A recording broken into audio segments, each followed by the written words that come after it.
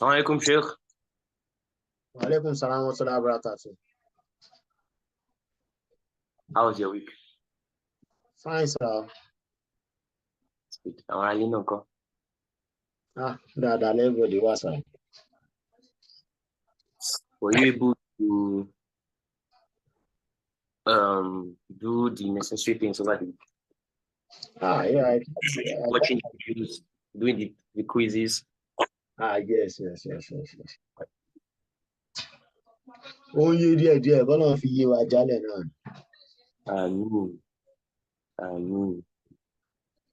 Àmín. But mo ní pé your performance in the class quizzes not being up to expectation. Sorry? Mo ní your performance in the class quizzes has not been up to expectation. Ṣé kò sí? Class quiz. Class quizzes and quizzes in WhatsApp group. Ṣèbí nǹkan tí mo mọ̀ ó ṣàpè bí kí n fail in bíbá yìí ju kí n fail mail audition lọ. So I'm doing it, I'm reading it for myself, trying to understand it now. So at least to do it, we'll copy, we'll make a research. So I'm reading it, looking at it. So and I think it's going up now, the way they are saying it, at least. I'm gaining more mark. I didn't start with good tempo, but now at least it's going up small. You said the project, but the questions are kind of tricky sometimes. The last question they sent now is kind of very tricky. But the point is, the corrections that are sent, do you understand them? Yes. I'm really following them. That's fine. I mean, let's just give them like another 5 minutes to join the class. Okay.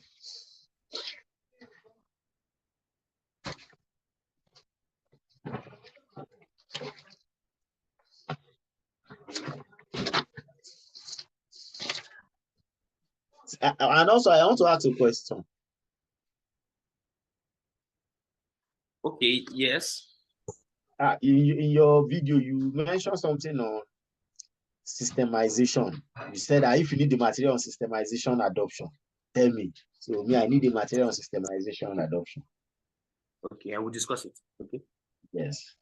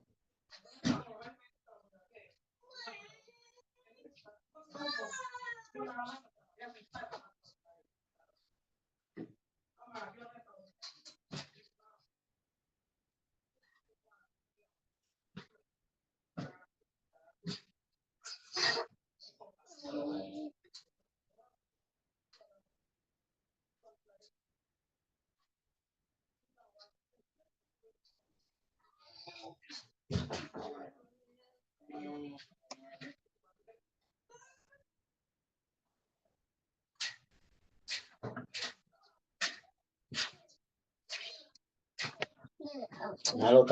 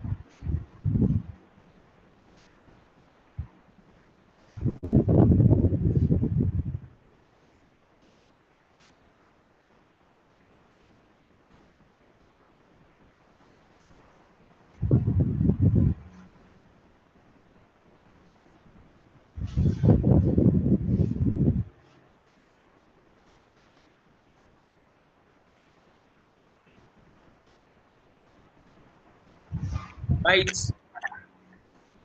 So kí la máa fi find out starting from Mr. Alhaji Akanni. These are Yes, sir. Good afternoon, sir.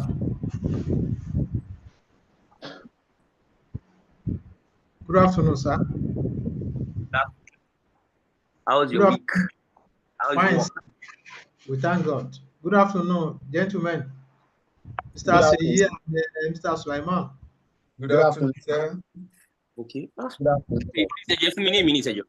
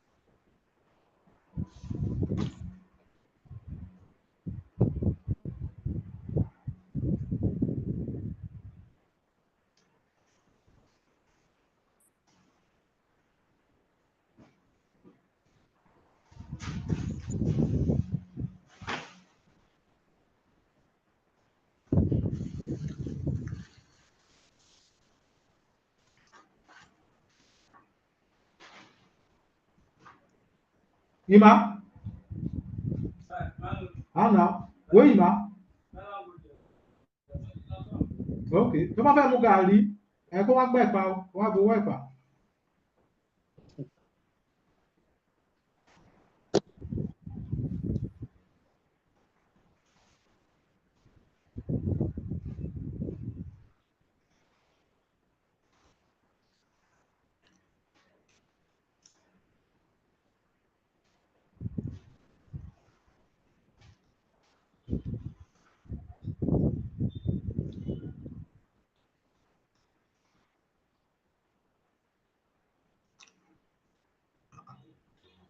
Ló wá dé.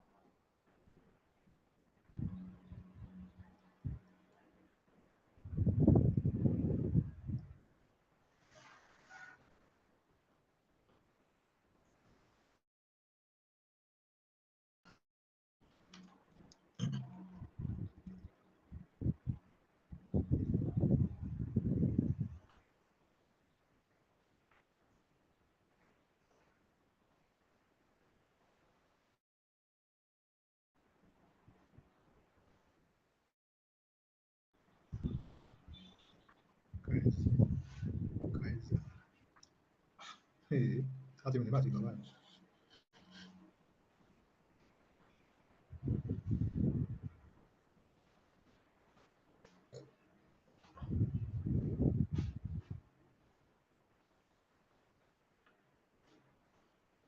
Okay. Thank you very much. Sorry, a call came in. And I thought it was a quick 30 seconds call. But it took more than that. So welcome back to this session. So let's start with Mr. Oluseyi Bakare. Can you quickly give us one key thing that jumped at you last class, your key learning points, quickly? Mr. Oluseyi Bakare. Can you hear me? I believe I'm not muted anymore. No, I can hear you clearly. We can't hear you, Mr. Oluseyi. I can hear you. Okay, Mr. Sulaiman, over to you.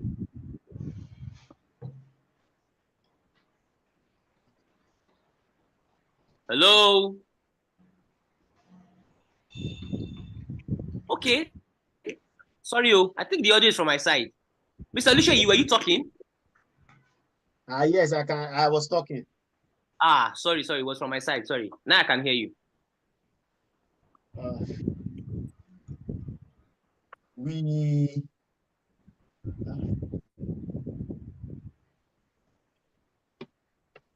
One second. Hello, Mr. Oluseyi, you can't hear you. I can hear you. I'm coming. 1 second, please. No, do you want to be doing revision in front of trailer? No, I'm not doing revision. No. Yeah, just tell us one quick thing, I beg, quickly.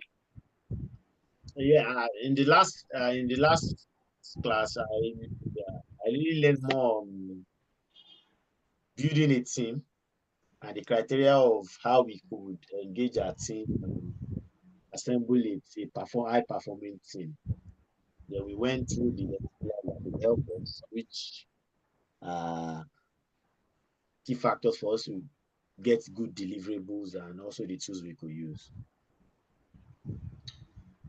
Okay, so tell us one specific thing that you learned, one specific knowledge that we can take from you. Not just a rough overview. Tell us something specific, one specific thing.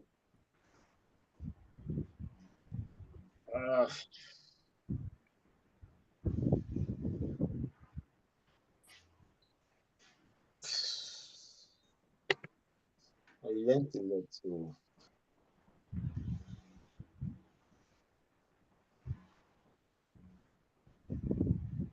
Maybe after passing, I'll come back again. Project manager, you knew we would ask you and you did not plan for it. I knew. I wrote it down. I even wrote my key learning points.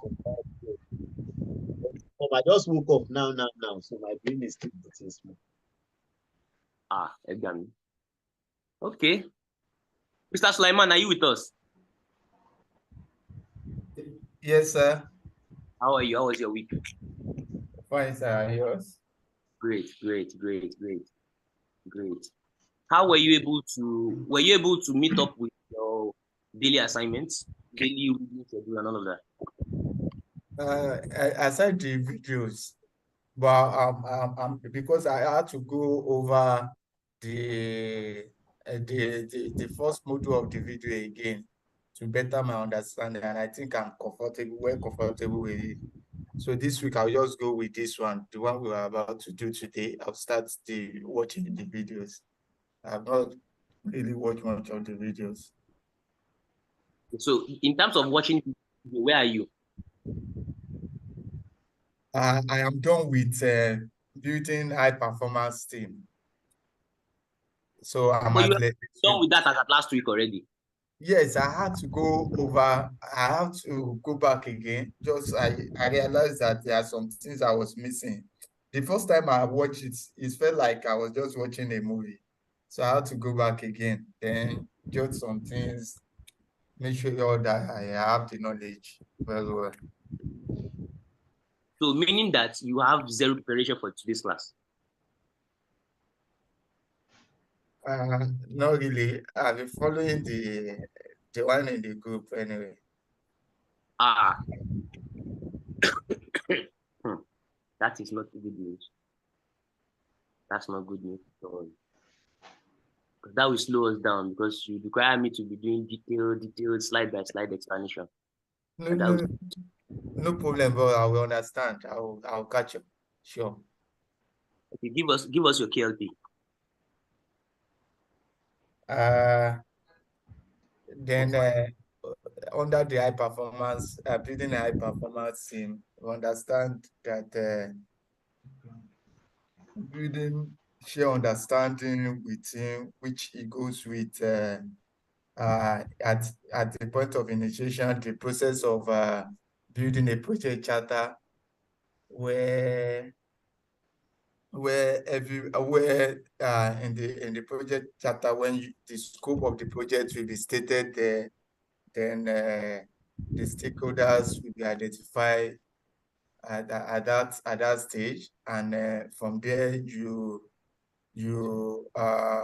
create a team charter which will comprise of the rules and regulation, what to do and what not to do for the team member. That's after you must have created your project charter, identify your stakeholders, then you go by saying, okay, you have the team charter just to build share understanding among the team, have the team charter, the do's and the don'ts. It will be stated in the team charter. Then Okay. that's Thank you. Say key learning point. We not say key learning encyclopedia. Thank you very much. I just picked it now, sir. I just picked it. The one I picked is like just part of it, part of what I learned. Okay, that's fine. Okay. Alaji Olayinka, are you with us? Sure. How was your week, sir? Very hectic. Was hectic. I can imagine. Very, very hectic. Did you find some time for us? I tried, sir. Even during the hold up, Eh? to do the assignment. Ibadan is becoming another hectic city. Okay, yeah, that's true. You're in Ibadan, abi? I was in Ibadan 2 days ago. Very, very see all the hold up here and there. Adegbayi here and there, staying 5 hours. So it's very cheap. Is it cheaper in Ibadan? Where are you experiencing traffic? In Lagos, we don't have traffic anymore because of It was due to ongoing construction along Adegbayi axis. Okay. So, we are also impatient kind of people. So, everything now, in fact, you won't believe I stayed 3 hours in this. I was coming from the Oshogbo. That was the day Wow. before yesterday. Then, yesterday too, in order not to, in order to ensure that I finish my this thing, I have to just squeeze into one car around Dubai. Eh? Because I know if I should embark on my journey, there's no way I will get to Osogbo before 5. So I just do wuru sha. Okay. How far with the LMS? Watching the videos. How far have you gone? If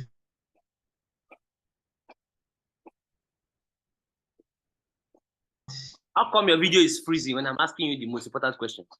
Abi, is it my side? Yeah. if there should be a way to discipline, I think I deserve to be disciplined. Ah, sorry, I missed You you know, for some time.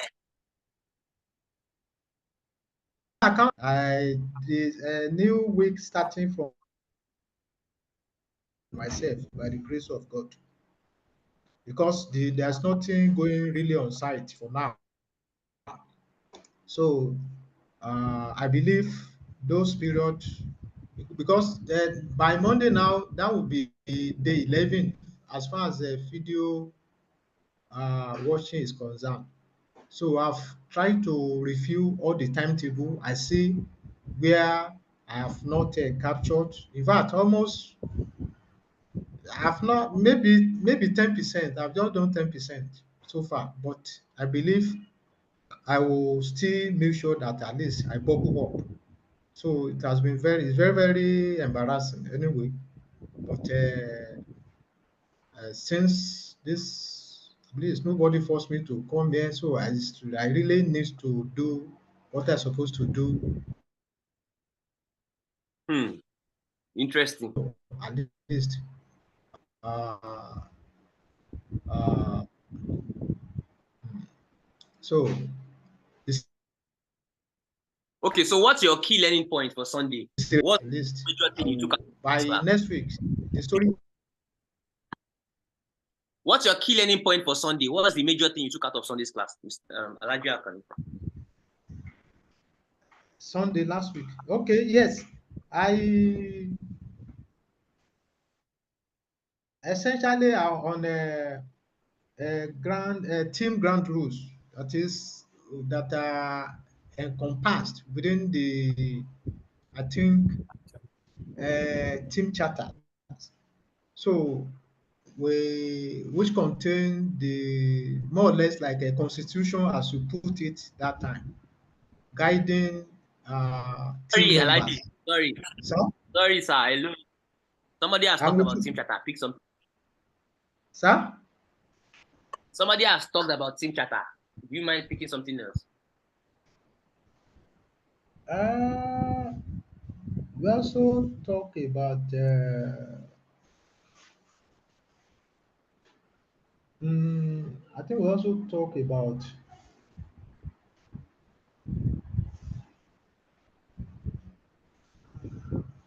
we talk about stakeholders. I think we talk about stakeholders too. Hello? I didn't hear you. I think we talk about stakeholders too. Tell us now. If you think we talked about it, tell us what we learned about it. Okay. So I now know it's like the stakeholders almost has no boundary, because it appears they will depend on your project. We see those stakeholders that are directly affected,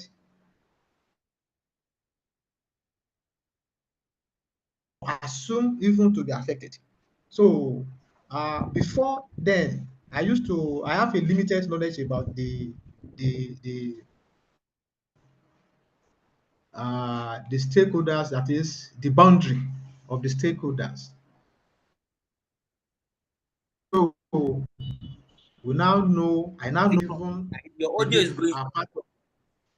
Sir, are you with me, sir? Are you hearing me? I hear you now, but you've been going on and off before now. I don't know whether it's from my side. And I'm hearing you very well here. You were talking about So stakeholder. Yeah, can you just say it in a concise way? We can move on. stakeholders, I think we touched about stakeholders last week too. So Yes. when we define the stakeholders as people impacted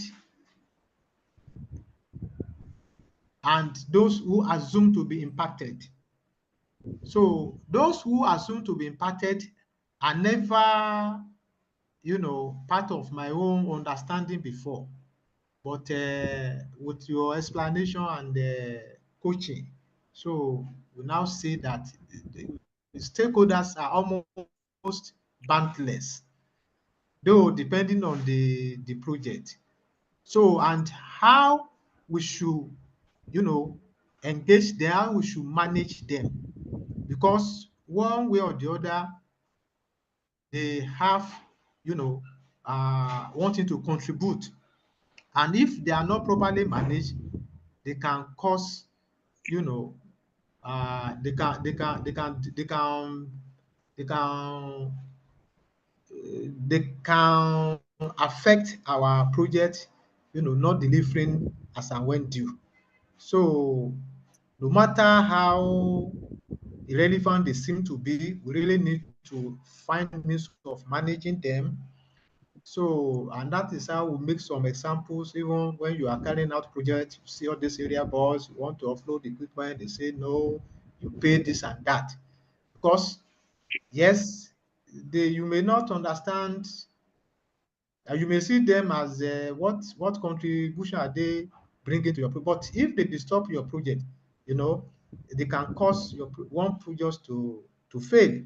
And in order not to, no one will want that. So we really need to find ways of managing them and establishing kind of a relationship in a manner that will, at least add value to your project.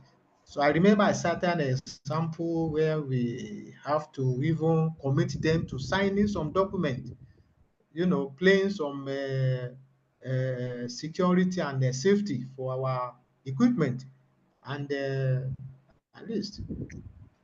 So those are the things I can remember as far as the stakeholders issue are concerned as regard the last class. Okay. Okay. All right. Hmm. Salushin, are you there? Yes. What you make I do now?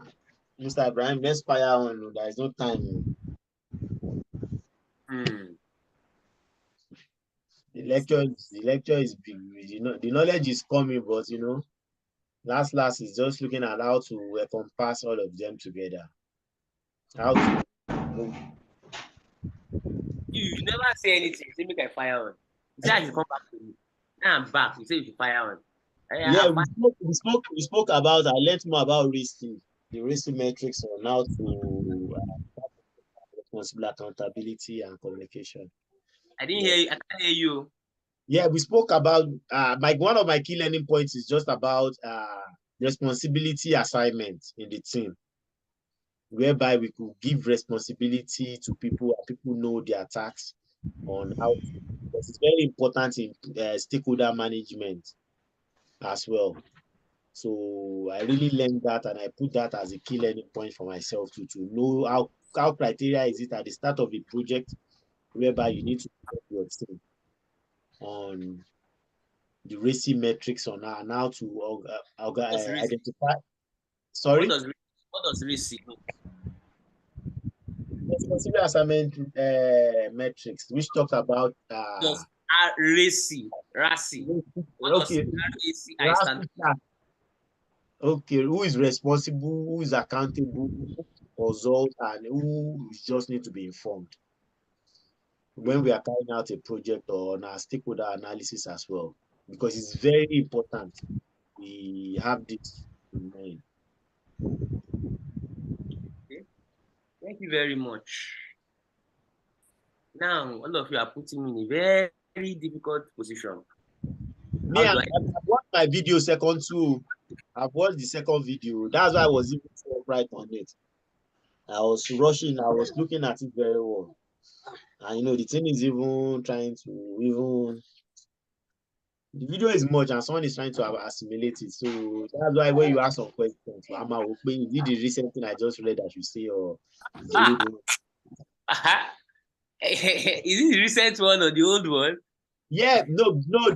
When I say the old one, like this knowledge key, like if you will see my head now, I'm really in love with this team project charter. You spoke more about it in the second video, team project charter, like all those kind of things. So I really find interest in it because how to starting a project is one of the key things that everybody needs. That skill is so essential and it's not that easy because that's one of the bedrock for building your foundation. on it. So on that video, I really learned some more, and I'm looking forward for you to explain more, and so I can bombard you with questions.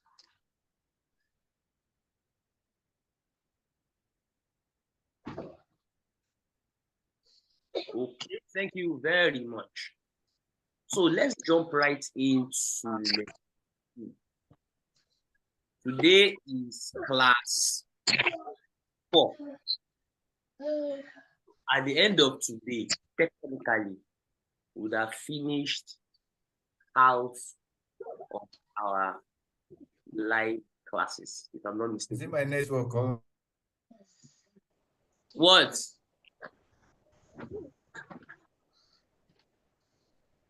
Hello, you can't hear me? We can hear you. You said I will finish our classes, which... Hello? Hello? Hello? You say by the end of today, we should have done what, sir? Would have finished 4 live classes. Yes. 4 live classes, yes. Right? Theoretically, right. Technically, not right. And don't worry, just relax. Don't worry, just relax. We have finished lesson 1. Now we're about to start lesson 2. Lesson 2 is about starting the day. Mr. Lucia, what was lesson 1 about? Lesson 1 was more about building a team.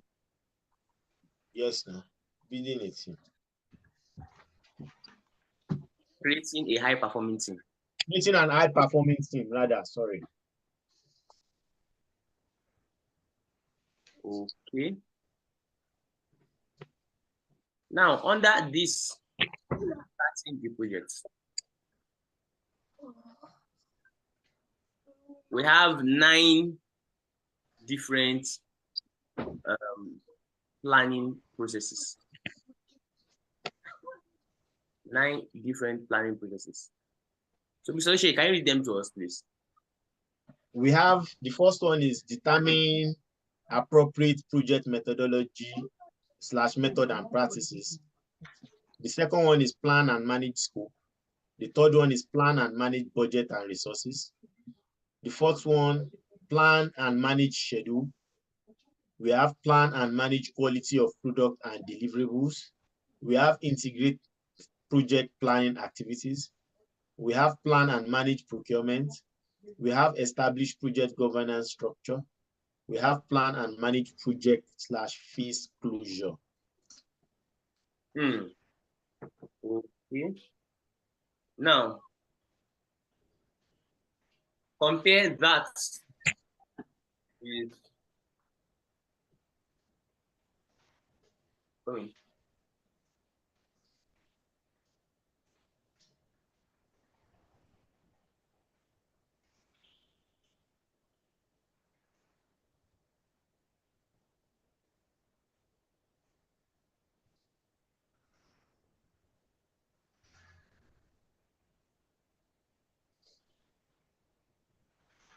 Can you share my new screen? Can you see my new screen? Yes. Where are you reading this from, sir, Mr. C? It's from the class notes. From the class notes he broadcasted. Okay, you mean the timetable? No. The timetable for video? No. No. From his slide I shared. Okay. Can you take some time to look at this table again? I'm not seeing the slide here. It's not moving. Mr. Ibrahim, this stuff, you've not still sent it to us, this particular one. Hi. And This you do not remember to remind me? No, I remember during the week. Yeah. This particular style, because it's very important, because I could, in your video, you were mentioning some of the processes, project processes like that. Okay. please, it's very important for us to be able to marry together, because I think this thing is very important. Yes, I agree with you. It's very, very important. Like we will be making reference to all of these processes that You know, the you old one and the new, the way they are doing it, both they are making reference to it. Oh yeah, I shall okay, you have just 30 more seconds to look at it. Kí la fẹ́ wo bẹ́ẹ̀ báyìí? Just look I at didn't it. yet. Just look at it. They already take a screenshot of it. So àrí nǹkan kan. Rí nǹkan. Ẹ gbà mí. It's not showing over here. Yes, sir. Mr. Yes, sir. Sheyi, are you seeing anything there? What I'm seeing is PM essential source key. Is it? no. I think I have sent it to our email. Maybe you could check. To our WhatsApp. Okay, email. I'm sharing my screen now. Which one is soft skill again? We are John Law. Alaja Kani, can you see my screen? I'm sharing my screen. Me, I can see your screen, oh. So what's engineer saying now? I'm not seeing it too. I can see your screen too. Maybe you can reshare again.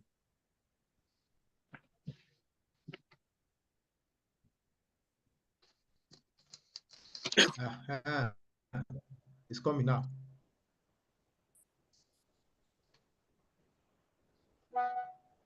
So compare this to. It's blank here. It's blank. Which one is blank? I think you expect us to see it through the screen, and my screen is blank here. It said you are free. Ibrahim can say under the screen. Okay. I think it's your network. Hey. Can you see my screen now? You still can't see my screen. But there is blank. It means you are not seeing. Can you quit the classroom and come back in? I think it's your network. Quit the Yes. class, come back in. Log out and log in. Okay. So, Mr. Suleiman, what do you notice? Compare that table with these lessons, with these tasks under lesson 2. What do you notice? That table is on slide 38. Yeah, I noticed that starting the project is under the project group planning. Most of the processes under it fall under this starting the project. Okay.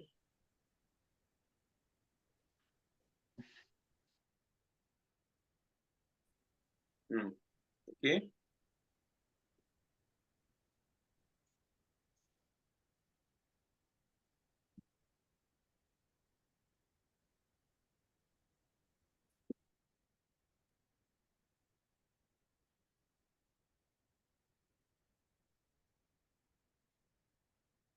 So what can you infer from that, Mr. Suleiman?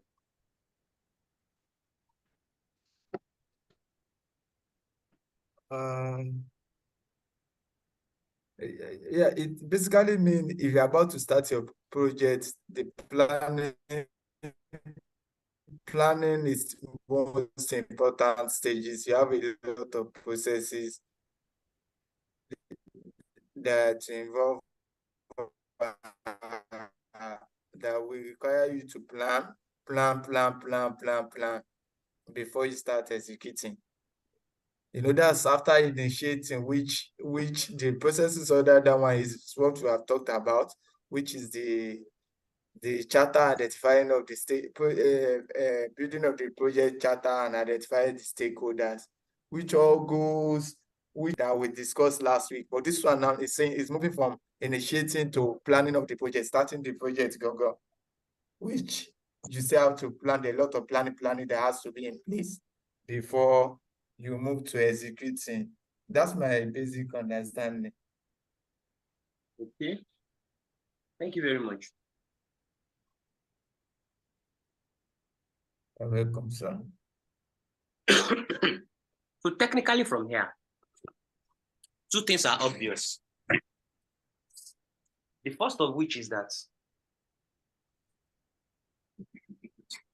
after you have set up a high performing team, Mm. then you need to get to work. Except if setting the team is the project itself. Once you have your team, then the next thing is get busy. Start working on the project. That's the next thing that is supposed to be done. Okay.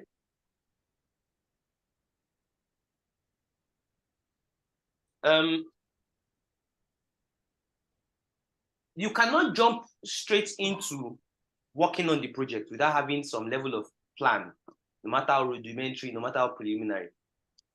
You need to start with a plan of saying, okay, this is how I want to get X about the project done. This is how I want to get Y done. This is how I want to get Z done.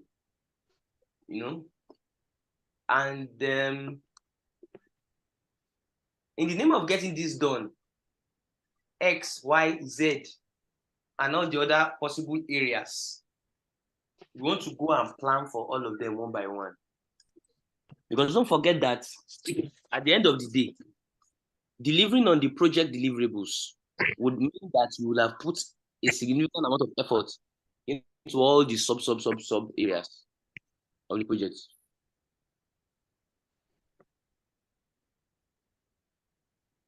Okay. So here you have plan and manage scope, schedule, budget and resource. Sir, determine appropriate project management methodologies and practice. That's the first one. Yes. You're correct. You're correct. And I think is that one saying about the strategy you want to, maybe you want to make it predictive, you want to make it adaptive. Correct. That's what it's about. Okay. Because at the beginning of the project, you want to take some time to define what's about you, or what information do I have about the project? What are the peculiarities of the project? What are the needs of the project? Of the business. So it's when you have an understanding of all of these parameters, that's when you now decide that, okay, for this reason, I want to choose this. For that reason, I want to choose that. Those are still part of planning your project.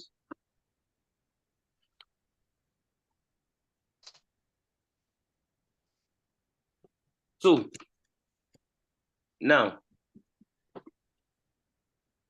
you want to start planning the project. There are a number of base documents that you need to work with.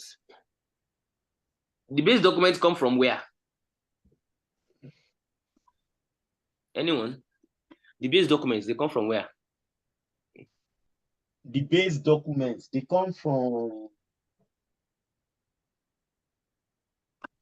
base documents. Yes.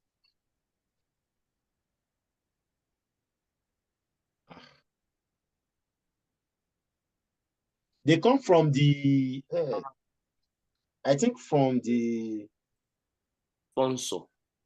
Sponsor, yes, from the sponsor. No, oh, okay. You said from where? I know that because I know that the sponsor is going to be the one to write the project chapter and give it to the project manager. So when you said the base is coming from where, I was thinking maybe from another, but remember we've not done anything. We've only created a team. So it's from the sponsor.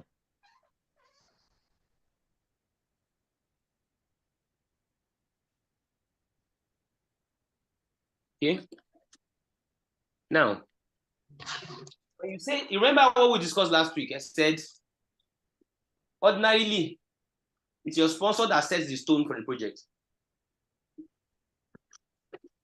The sponsor gets the project charter written and uses it to appoint a project manager, or the project manager writes it on behalf of the sponsor. Maybe the sponsor is blind or something and he needs you to dictate or something. The sponsor writes it on behalf of the project. Once that is done,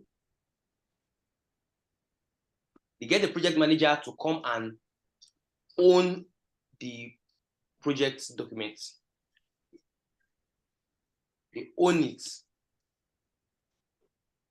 Okay, let's look at the example supplied here. Business case. Anytime you hear business case, what should always come to your mind is campaign documents. Mr. Slimon, what do I call it? Campaign document. Do you understand why it is called that? I think that's because it's the one that will tell us what we are looking to achieve and why we should do it and all of that. Okay. At the beginning of the project, most of the time, you are not choosing one project. In an organization, at any point in time, each time they want to carry out a project, there are usually like 5 different projects that could be carried out. You agree? Yes. Yes. A school that is paying 5 million naira per term. If 30,000 naira is what they need to increase, to be able to afford to pay the next 1 million. Okay, let me put it this way. I am a project manager. No, I am a sponsor. I brought Mr. Sulaiman on board as the project manager. How do I bring him on board as a project manager? I write my project charter myself. I bring him on board to come and own the project charter. He uses that opportunity. I have given him the authority to work on the project. That project charter contains the base information about the project. Do you remember project charter? Somebody mentioned project charter. What do you remember about the components of the project charter? Anybody? What are those things inside the project charter? Anybody? Quickly. The project charter. Description of the project, as in the project scope, the stakeholders, okay, and stakeholders and timeline. The risk as well, the project risk. The project sponsored and their authority level, the project manager and their authority level as well. Beautiful. Look at it this way. I want Alhaji Akani to help me with the construction. I want Alhaji Akani to help me with the construction project. I now call him to my office and say, Alhaji Akani, I want you to work on this project. Take these 2-page documents. Is the project brief. And in that document, I write it that we want to construct a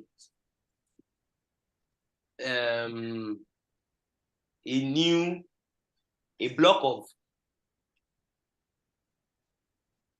so that's a block of classrooms on a new campus of block of classrooms on a new campus of a school. Okay. I've given him a rough overview of what the project is supposed to achieve. Then I now give him some more information on it. That okay, and that project, the ballet of that area is my friend. You know, but it's an Onijakuje. He has some boys working with him that will come and disturb you. When they come, call me. Then he also tells him, then I also tell him that project,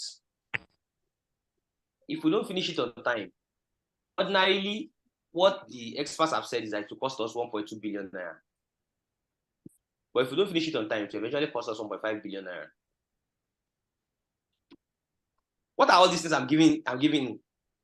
is called base information. Preliminary scope, preliminary budget, preliminary schedule. The preliminary schedule is when I tell him that we want to finish before the end of the session. That is 9 months. You know, so all of those things are part of preliminary briefing that the project manager, that the sponsor is giving the project manager on assumption of duty. Or the sponsor can give all this information orally. Project manager takes notes, drafts up something, goes back to the sponsor for approval. Do you get the flow, Mr. Suleiman? Yes, please, very well. Good. Now, if I were to ask you, in your organization, at any point in time, they usually have multiple possible projects at any point in time. It's just like saying ministers taking projects to Federal Executive Council. Is it all projects that will get approved, Mr. Suleiman? No. Good. So what determines the projects that get approved are the ones that don't get approved? Yeah, let me hear from Mr. Suleiman. So the one that get approved, it means that it goes with the it is in line with the sponsor desire and all desire. Proceed, sorry, please. I guess I didn't hear you. Proceed now. Okay, so that means the one that will be that are approved, they are in line with the sponsor desire in the sense that it is in line with what is on the project, on the project charter, on what the sponsor wrote on the project charter, or what intended to achieve with it. That's what I see. You're making a mistake. As at the time you are determining whether you approve a project or not, you have not written a charter for it. So the project number approve, the man shall charter. That's my project manager. Right? Yeah. Picture yourself in a board meeting. Mr. Olushe is the chairman of the board. Our Meta Yoku, they are members of the board. Oh no, me and you, or me and Alhaji Olayinka are members of the board. You are the MD. You have brought 5 files to us. Now, these are 5 potential projects that the organization can take on for 2023, third quarter and fourth quarter. So the question now is, the organization cannot approve all the 5. You can only take 1 based on what we select. That will be based on the benefit of the project, which is still, for me, I would still say it's still like the desired outcome of the sponsor. Benefit of the project will, if they weigh the benefit of the project to the end user or to the desired outcome of the sponsor, that way, I don't know. For me, I also feel like that would be a major determinant of project approval, either it's going to be approved or not. The benefits, the cost, that's what I say. I can't really put everything together now, so I don't know. What I've been asking you to tell me. Yes, please. What's on the screen? You say, we review the business case. I guess. That file that you are bringing for each of those projects, contains the business case of each project. Oh, Remember those now, days when you were in university? That your old chairman that wanted to become old chairman and call all of you to cafeteria when he was doing campaign. yeah. That ìwé pélébé tó pín kiri manifesto. You understand? That is the business project. The business case is what you use to sell the project to the stakeholders that they should approve it.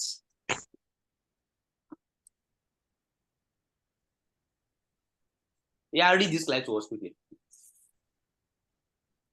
Yes, I think the answer are even in my front. I never noticed it. Business case, business needs documents. Business case, documented economic feasibility study. Establishes benefits of project components. Provides a basis for authorization of further project activities. Business needs documents. Provide high-level deliverables. Prerequisite of formal business case. Describe requirements, what needs creating and or performing. It's very important that you have an idea of these things. Because don't forget that we are all not discussing project management in the context of theoretical passing PMP alone. You need to understand the flow. How do projects even get authorized? How do they get approved? Mr. Ibrahim. Especially, yes, please. I like the way you broke down that business case, like something, because it's more easier for you to be able to turn it to something very quickly. What about the business need document? Because I believe it should be inside the business case. Can you just simplify that one for us again? Something we can, because me and I know that if they say business case, I know it's manifesto, campaign document. It's something that I'm using to allow this grammar to bamboozle your head. That's why I said I should just give me the business needs too. What does that? Can we just prove down? Good. They have answered it already on the slide. Prerequisites of formal business case. You see, there is a flow. Let me stand up. There is a flow.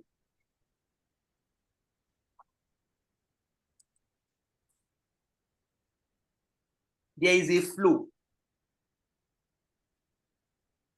At each point in the flow, different stakeholders are involved. Mr. Suleiman is the MD. You are the chairman. Alhaji Akani and I are board members. After Mr. Suleiman has done all his work with preliminary documents, he creates a business case. He comes to present. But before creating a business case, that document does not just fall from the sky down. That business case contains different components. Those components don't get created one-off. Most of the time, they are creations of other, maybe subcommittees, maybe some other teams, another. Think of it like you're in a project. Think of like a multinational in which Department of Finance wants to do a project. Department of the IT, they also want a project. Department of Clinical, they also want a project. Then there's another cross-functional team too. They also want a project.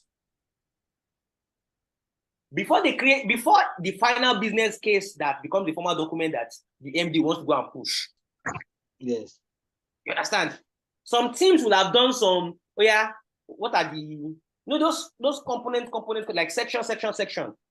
Those things will come from different documents. It's just like your project charter. The content of your project charter is not, it comes from a lot of prior documents that led to that point. For example, are you aware that if you want to write a project charter, your business case forms an input into writing your project charter? Yes. So that answers the question. So for the same reason why you can see the content of a business case as a requirement when you want to write your charter, because your business case already contains a lot of the scrap information that you need that justifies why this project should be approved. If it eventually becomes approved, then a project charter will have to be written, taking content from the business case and then writing out a project charter. Do we get that? Yes. That's the same way that before you even got your business case in the first place, there's some other preliminary documents that maybe either you or some other parts of your team will have been writing. Maybe some preliminary research, maybe some preliminary, information research, market research, this research. That all of those things might be contained in different reports. One of such is what is called your business needs document. It's just grammar. Don't let the grammar overwhelm you. Yeah. You understand? So that's why I said that point that is noted here, it is a prerequisite of formal business case. So see it as just one of those business documentation that you do. Maybe as the whole team or part of the team. You want to push a project. You now assign some work, some people. Okay, you go and do a market research about the viability of blah blah blah blah blah. You go and help me check blah blah blah blah blah. Some of those reports they are bringing, they all form input into you writing your business case. Just like that, your business case will form input into you writing your project charter. And your project charter itself now forms an input into your project implementation plan. Can you explain that yourself? Sorry, Shay. Shay, what you just said. Yes. Yeah, so to me, to just say it is just like when an organization, especially the MD, wants to go and meet the board of director, like we call it in our side, like what did they call it? This money you need for every new calendar year. So before you say every department must come and defend his own project with the GM. Is that budget? No, yes, it's because if your organization wants to embark on a new what would you call this thing? Is it not budget? Hello? Is it not budget? Yes, budget. Got it. So your new budget, you want to do your major budget for the entire company, where carry the human resources, new hire, new project. Every department is going to bring a preliminary document that the cost analysis, the finance would carry it, your profit before, the target you want to give yourself. So you just to request for money to prove your business case. So I think that is the business need itself. And the first point that you now take your case to the board of director to approve your fund or support the fund, cut out or and give you what you need based on because you are the one that will set your target for yourself and tell them, this is the increment. So if they see that it's good, they can say, okay, it's good with this one. If they say it's not good, they will add more percentage to it. Mr. Abraham, is this something like that? Yes. But what I'm now saying now is the project manager has been assigned. The project charter has been written. Now, at this point, it is now for the project manager to now use that in your charter, the best that you can have inside it are preliminary estimates. Yes. For the project. Inside your charter, you have budgets there. It's a preliminary budget. The real budget of the project, it will come from the project manager after the project manager has done planning activities, cost management activities. That's what will make the project manager come up with the real budget of the project. Before that point, the best you can have are just over the top, proposed, budgets.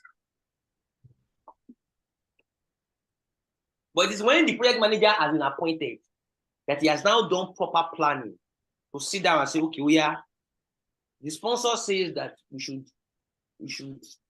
spend, this project should be around 100 million naira.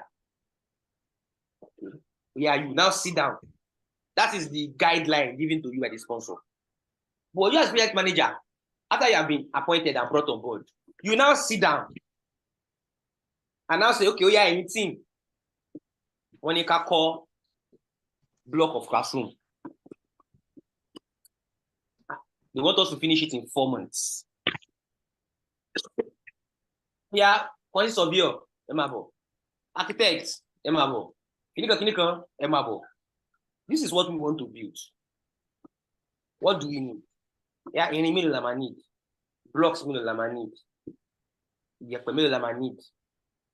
Sharp sand, kinika, gravel, granite, cement. You understand? Then it now goes through all the integrity of what he thinks he needs. And then comes up with a more realistic cost to say, from all indication, for us to finish this in 4 months, this is the kind of human resource flow that we need. Then he now says, from all indication, this 130 million is what we need. 100 million cannot be enough. So that process that led to him now coming up with a proper project budget is called cost planning. That process that led him to say, okay, this project, give or take, from the planning we have done, it will take 9 months. That's called scheduled planning. That process, that process that you went through, I'm using process loosely now as an English word. That process that you went through, for you to be able to know that, okay, this is the full scope of the project. You know that there's a difference between I want to build a block of classroom and proper project scoping. We'll still get to scope. You understand what they call project scope? It's even from just over the top English. I want to build a block of classroom. And then you're talking of scope. You go into details. What kind of windows? What kind of finishing? What kind of this? What kind of that? I don't know if you understand what I'm saying. Yes. Proper project scoping. What you would have at the beginning of the project is a very over the top. In fact, they call that PSS, preliminary scope statement. It's preliminary because it's still a guesswork from the sponsor. Not guesswork per se, but it's still like an ambiguous over the top statement. It is when the project manager now goes to proper project planning that they can now come up with all the nitty-gritty details of what the scope is supposed to be. And of course, anytime scoping is done, anytime project planning is done, before it can be actionalized, what needs to happen? Anybody? What needs to happen? An approval from the sponsor must be given. An approval from the sponsor. God bless you. Go ahead and start working on it. Sponsor said, I have 100 million. You have done your own planning. You see, you need 130 million. And you did not go back to sponsor and say, sponsor, 130 million we need, not 100 million. Just go ahead and start executing. You understand? So that's how it flows. Unlike in the agile system, the agile system is a bit different. In this case.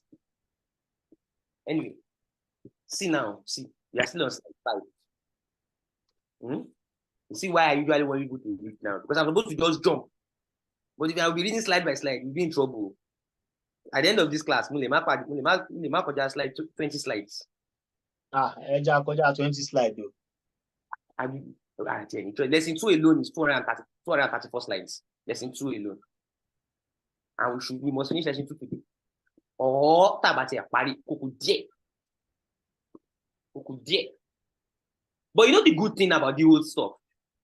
I'm taking my time, especially in explaining the fundamentals.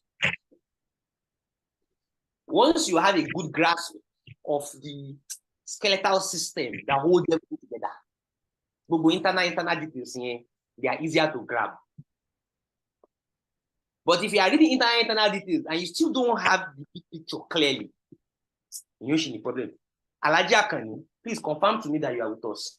This one that you have done silent in the past 10 minutes. I gave examples about construction. I did not jump in. No, something is wrong. Alhaji Akani, are you with us? Body and soul, or body alone?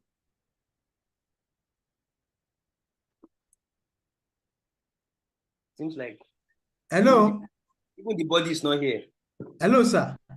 Yes, sir. I was even pushing for question now.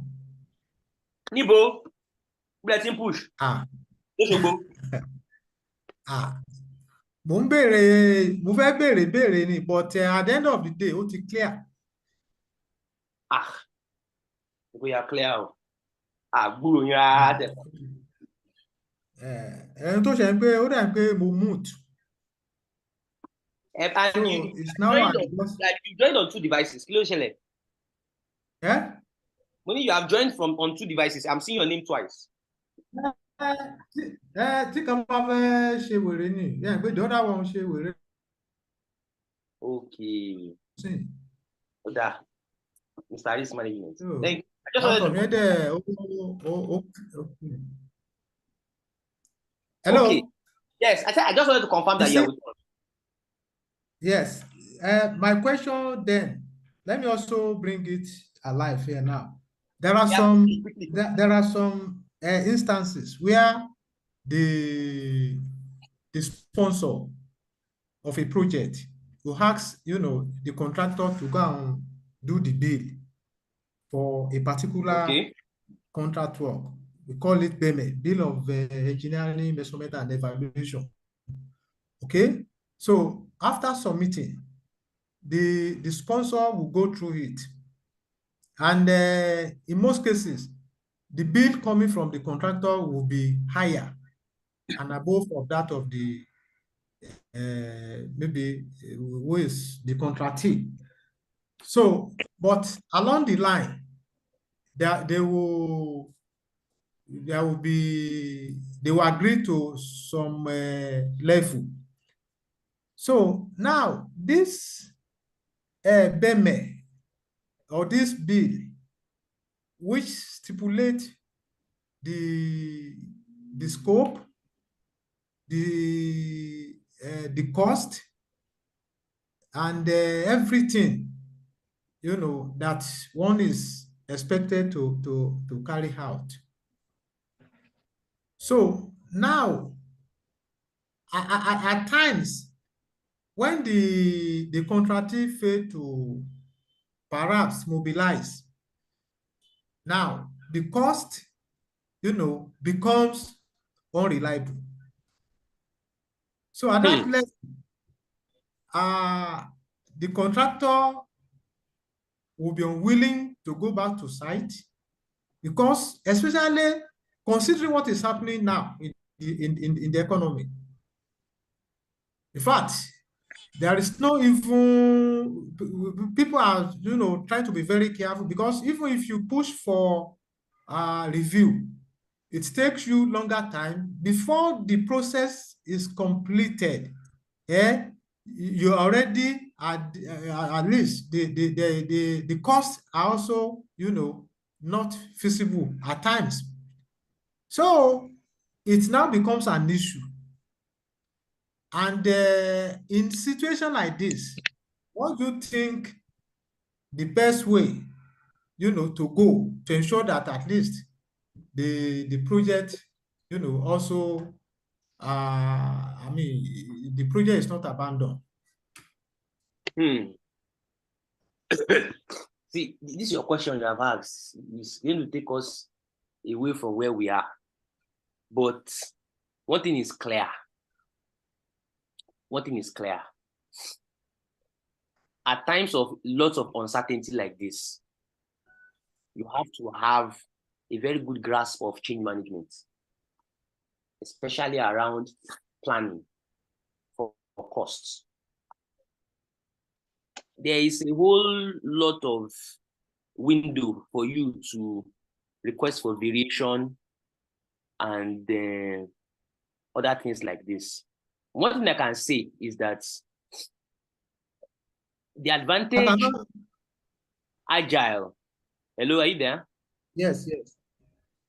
You say what I heard last was that in a uncertain situation like this, it's good to have a very good grasp of change management. That is what I heard last.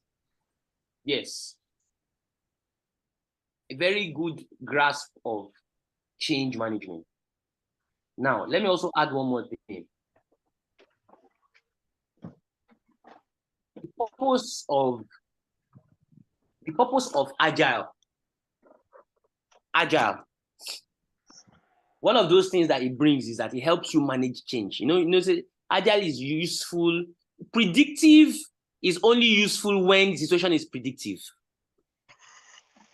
The moment the situation doesn't have good level of predictability, then predictive project management falls flat on its face. You understand? So if you cannot use that, then it's simple. Break your project into small chunks and build for each chunk. Okay. Because don't build too far into the future. It might not be realistic. The other option, I don't know what they usually use in the industry, but the other option is that use wide range estimates. Wide range estimates. And under resource management, there are lots of ways to bill. Another way people usually bill in times like this is use what they call cost plus cost plus fixed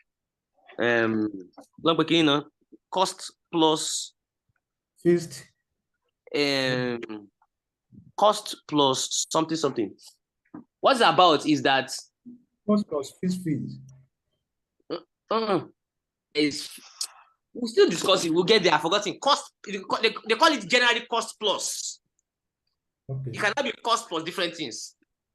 So, cost plus fixed fee, cost plus fee, cost plus incentive fee. There's cost plus percentage of cost. There's cost plus I think fixed fee. I can't remember. So the most important thing about cost plus is that the customer will reimburse your costs, and then you have something on top. Maybe your profits, maybe a percentage of your costs, maybe there's another cost plus incentive. On top of cost, you also have an incentive. So there are different ways to manage it. But one thing is clear. Predictive project management is interesting when things are easily predictable. The moment predictability is lost, then you just go for agile methodology. And that's another different ballgame. And that's those things that we are discussing here. Look at this thing here. It says, determine appropriate project methodology. So how do you choose project methodology? Is a function of all of these things we are discussing. How predictive matters. You cannot be working in a place of extreme volatility and you say you want to do predictive project management. You just be running you'll be running away from keke. You go and jam trailer. You understand? So that is it. Just like right now, it's a difficult time for contractors right now. I know quite a number of them who have run into BC, including myself. You know, you have quoted, do you know what dollar to naira is now? I don't know. I had 950. We're in trouble. We're in trouble. We have invoices sent out. I have an invoice sent out with 820. I have not been paid. 820. I used 820 to exchange it. So now if the money comes now, see, have I collected money? Have I collected money? You know? By the time you, just like what he said, by the time you say you want to get variation, maybe by that time that want to get get approved. That dollar will have left 950 again to maybe, God knows. Let's have good hope in Nigeria. You understand? The last time we discussed this in the project meeting, I was told to mark up. And I marked up, Moshe 820. Mark up, not knowing that the reality will even mark up the markup. Good. Huh? So these are realities that you cannot run away from. So if they are easy to manage, good. If they are difficult to manage, then you just have to leave predictive project management entirely. Just go for the agile approach. Break into chunks and manage in chunks. That's the whole idea of agile. If it is too uncertain to see the whole picture at a time, then don't bother yourself trying to see the picture at a time. Move in chunks. So that's that. All right. So we are finally on slide number 5 out of 234. Project implementation plan. So when you are working on your project, after you have been commissioned, then one of the next things you want to do is that you want to convert all those over-the-top summary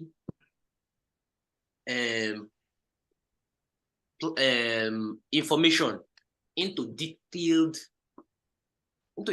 plan that you can use to, run your project.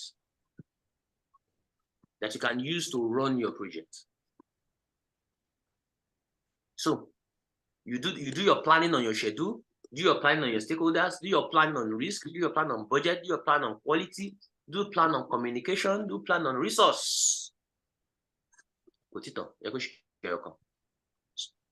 Do plan on procurement, do plan on costs. So get a plan for all of these things. Identify your stakeholders, that's part of scope. And then when delivering your outputs, are we implementing them in an existing system or in a new system? Are we transitioning them into a live environment? Are we decommissioning or removing old systems, processes, or materials? How far with training and knowledge transfer? So these are some of those things you factor in when you are coming up with your project implementation plan. If you have watched the videos, you'll have understood what we mean by rolling wave planning.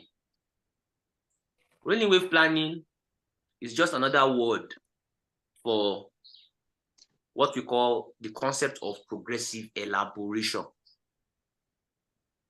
When you say progressive elaboration, what it just means is that go as far as you can see. When you get there, you see more. You can move, you can continue going. Go as far as you can see. Rolling wave. Rolling wave. At the beginning of a project, it is usually impossible for you to have 100% certainty and clarity of the whole thing about the project. So most of the time, you go on with the information you have, with the knowledge you have, with the estimates you have. As you move on, your estimates get more accurate, your knowledge gets more, and you're able to get more clarity. That's called rolling wave planning. But the concept behind it is called progressive elaboration. Mr. Suleiman, I've not had you for some time. Do you mind reading this? Overview, project management methodologies, methods and practices. Agile. Team works collaboratively with the customer to determine the project needs. The coordination of the customer and the team drives the project. Predictive, so plan driven. Project needs, requirements, and constraints are understood and plans are developed accordingly. Plans drive the project forward.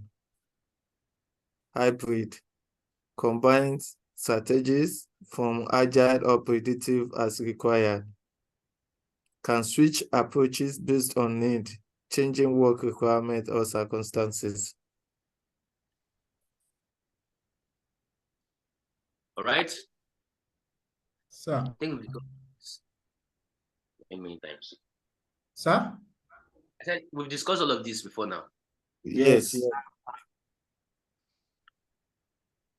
So, predictive life cycle. If a life cycle is said to be predictive, if at the beginning of the project you can have some good level of clarity for as many variables as possible of the project, good level of clarity around your scope, good level of clarity around the schedule, good level of clarity around the costs, and some other variables, and you can have this at the earliest phase of your project lifecycle, then that's largely predictive. But in a situation whereby you can't get all of this, in some cases you can't get it at all. In fact, you'll be shocked that in some cases, even at the beginning, you don't even have clarity of the scope of the project. You don't even have clarity of the scope. You just know what you want to achieve. Clear. It happens like that in some cases. Well, it happens, at least I know of software. It happens very well in the software industry. You know the what, but you don't know the how. You don't have it clear. You don't have it clear. But there are times like that. So, predictive life cycle, also known as waterfall, we've got all of this before now. So, here they say predictive is plan driven. Agile is what? Anybody? Change driven. Change driven, correct. Change driven. It needs the form. It needs to look at the form of what has gone to be able to determine what comes next. So adaptive and agile life cycles use these methods in dynamic and complex environments where change is a constant.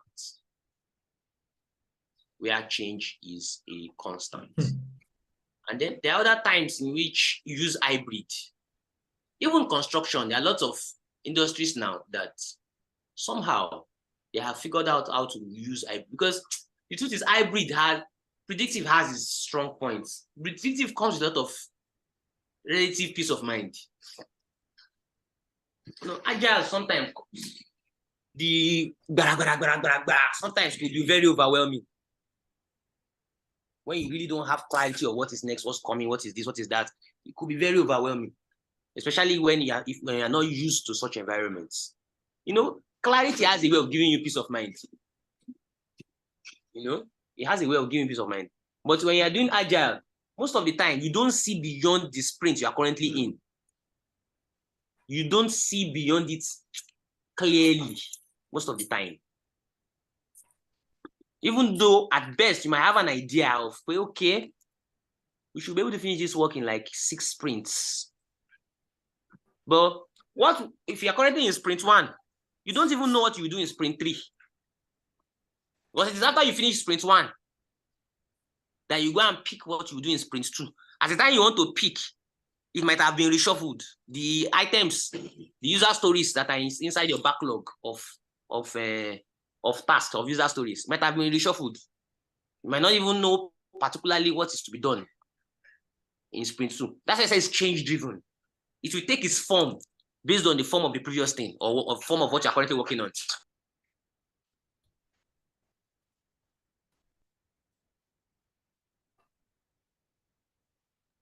Yeah. This is an interesting slide. It is usually a bit confusing, but don't bother yourself about the confusion. Agile is agile, but there are two forms of different things that come together to form agile. There's iterative, there's incremental.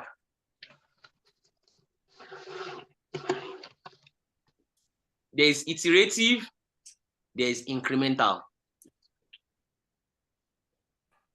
Both of them are forms of agile. The description of iterative is part of agile. The description of incremental is part of agile. In the case of iterative, just see it as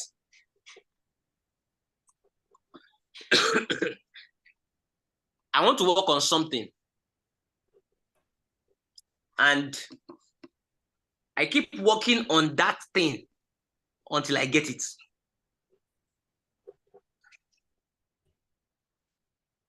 I want to work on something and I keep working on it until I get it.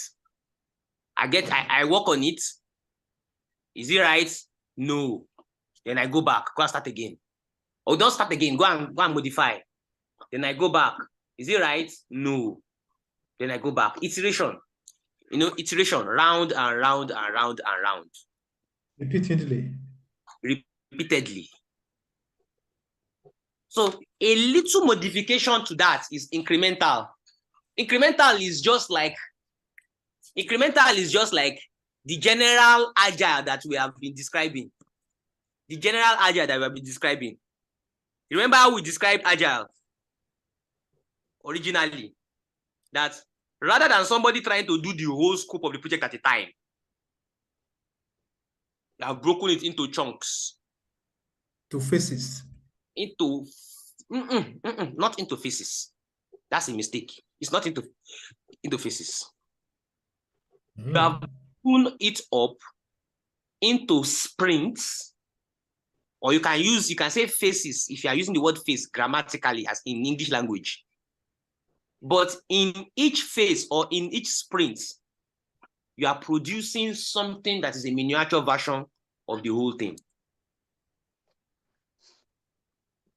You understand? So that's why they mean by frequent small deliveries. At the end of one, you have a delivery. At the end of the second one, you have another delivery. So you are having enhanced deliveries until you have the full thing. It becomes whole. Until it becomes whole. That's why I say incremental. Something is adding to it. It's increasing. At the end of each sprint, you're having a bigger delivery. And then on each sprint, you're having a bigger delivery. That's like incremental. So, but both of them are forms of agile. Because both of them come together to form, because you cannot describe agile without explaining some element of being iterative and some element of being incremental. So that's that. So typical use cases. Who should read this? So yeah, Mr. Lucia, you read this to us. Quickly, please. Quickly. Hey. Agile.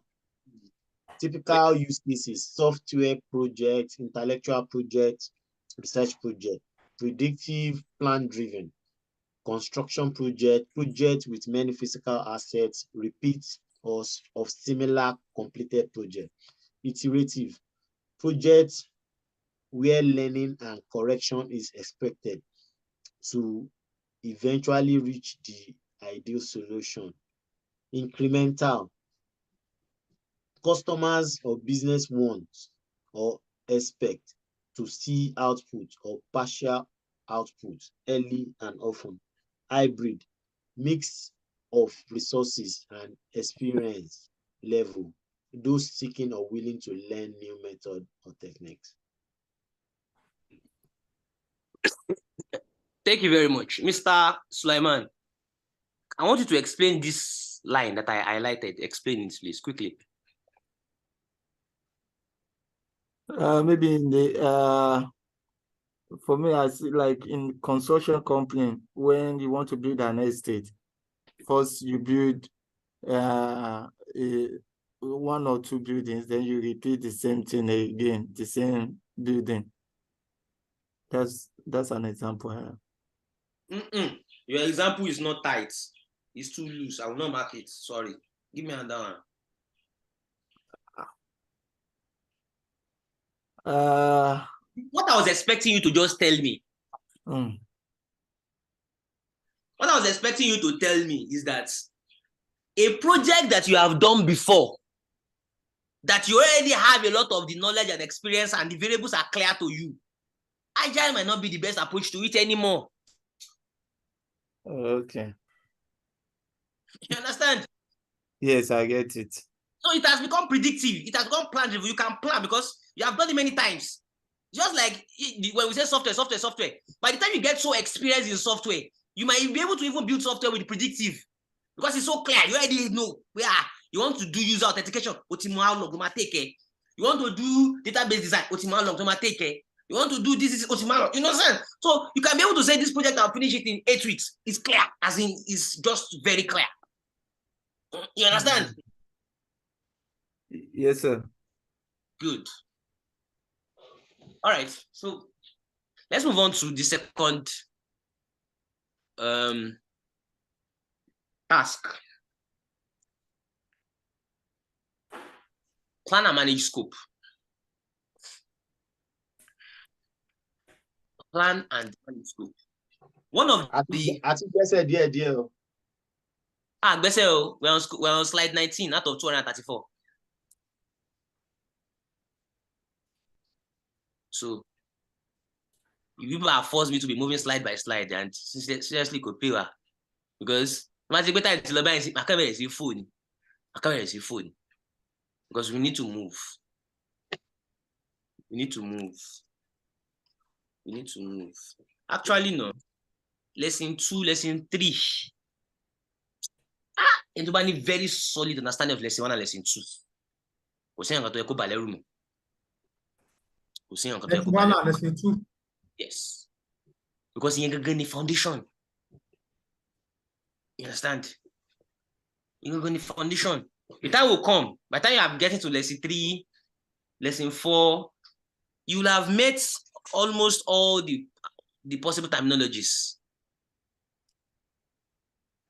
You understand? So it wouldn't be strange to you anymore. It wouldn't be strange to you anymore. Just like right now, Tabas of Agile. Do I need to start going to explain Agile again from scratch? No. By now, at least, we believe the professor of Agile system right now, right?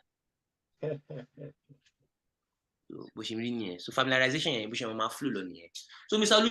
Luche, thanks for talking. I have a question for you. Out of all the possible areas of knowledge of project management, why is scope the first major thing that needs to be clarified? Yeah, one question, 100 marks. Your time starts now. The scope needs to be clarified because so I'll be talking in layman language. Why first? Added the word first. First. Okay. First. Scope needs to be clarified because each stakeholder needs to know their own contribution, their limits, and their responsibility, their core responsibility, their deliverables, what they need to do. Everybody needs to know what he or she needs to contribute to make the project successful. No, sir. Okay, can I try again? Yes. Okay, the project scope needs, I think, is a guiding principle that guides the project itself. So no. Oh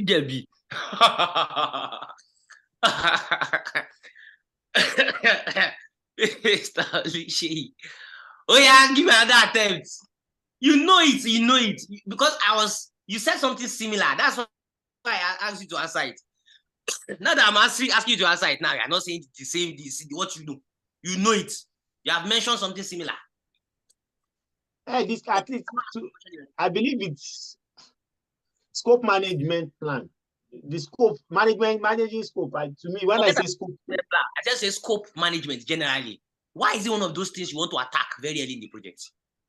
So that you know what to do as quick as possible, and you know if there is any risk involved, if there is anything involved, you need to know, have a good solid ground on what you need to do. See, what you have just said now, 20% of it is correct. 80% of it. You started well, so that you have a solid grasp of what you need to do. Why do we need to have a solid grasp of what we want to do?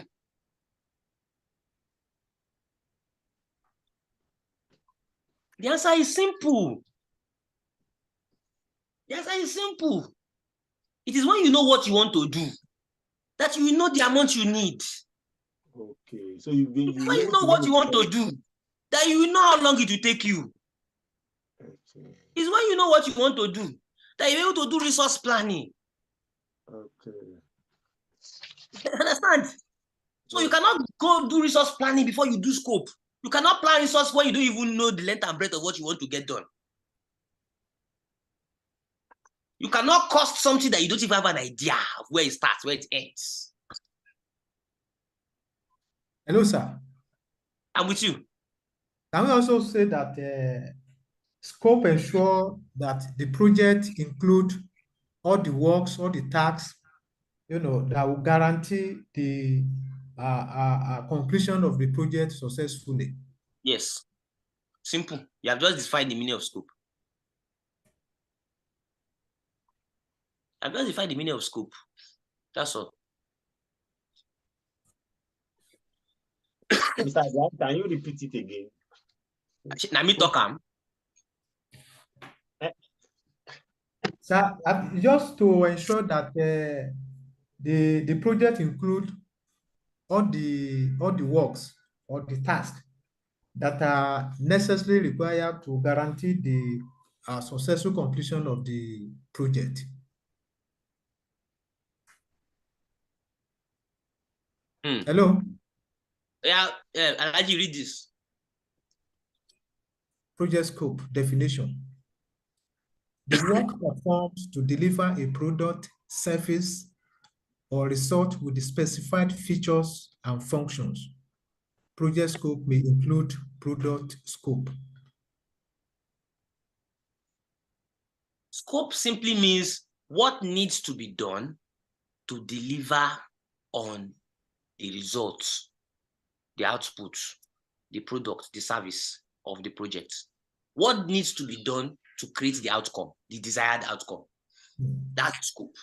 Okay. Mr. To be Abraham, able to deliver the results is scope of the project. project scope and scope, I think it's two different things. And the same thing. But when you say scope, things you need to do so that you know this, you know that, you know this, you know that, isn't it? Yes. Project scope Is the work. You need to know what exactly needs to be done to deliver the outcome of the project. They said I want a block of classrooms. What will I need to do to be able to create or deliver a block of classrooms? Okay, we would build. Okay, we would buy land. Okay, we would do this. Okay, we would recruit. Okay, we would buy cement. Okay, we would all of those things are part of the scope of the project. And that is why they are telling you that project scope may include product scope. I won't explain. Mr. Sulaiman, come and explain that one yourself. Explain. Project scope may include product scope. Oh yeah, 100 marks. Your time starts now.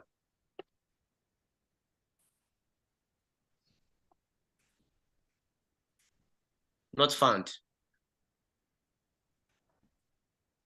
Yeah, I'm coming back to you, Mr. Lushi. Mr. Sulaiman is sleeping. So you said the question is?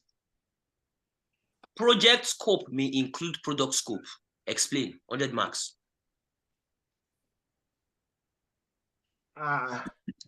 Yes, project scope, because in the project. Or what is the difference between project scope and product scope? Which is wider? Project scope. Project scope is wider. Why? How did you arrive at that? Because project scope has a lot of things. It has cost in it. It has resource planning when we talk about team and other resources in it. It has risk in it. It has everything in it that comes to form that project. But when you talk about the product scope, I think that one is more streamlined on a particular deliverables, on how to deliver just one particular thing in the project. Your choice of words, you are right, but your choice of words, I'm not sure if you are intentionally using that choice of words or you are mistakenly using those choice of words. Because some of your choice of words could mean you don't know it. but I have a feeling that you know it, but you're just not using the right words.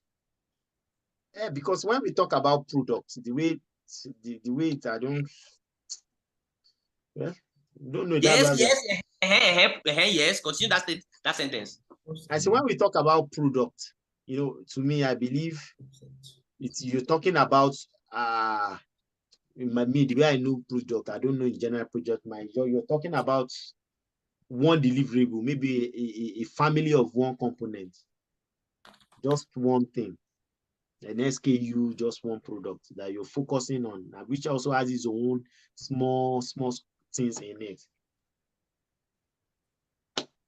So I believe project scope is more wider than product scope. Okay.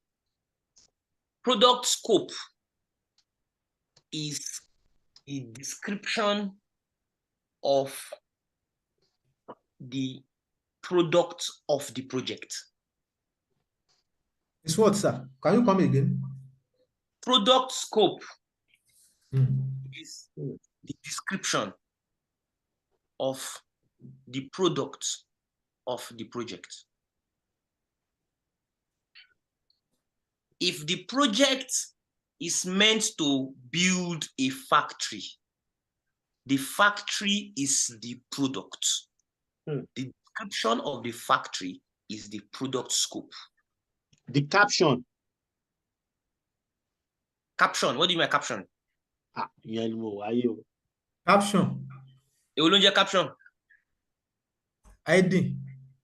I said, if a project is meant to deliver a factory, okay, the factory is the product. Yes. The description of the factory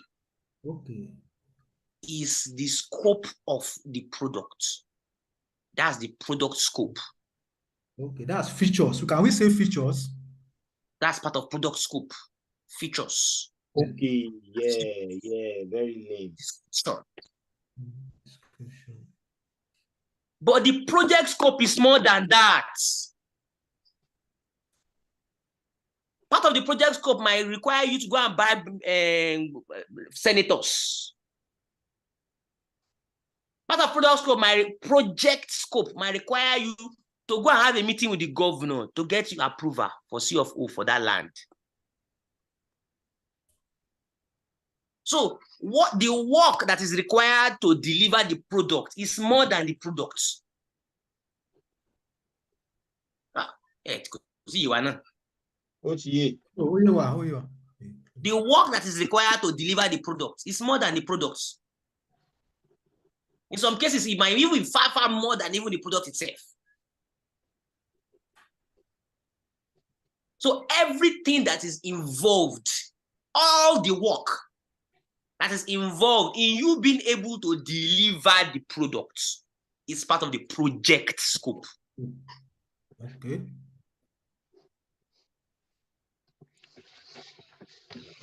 What you are confusing me? No.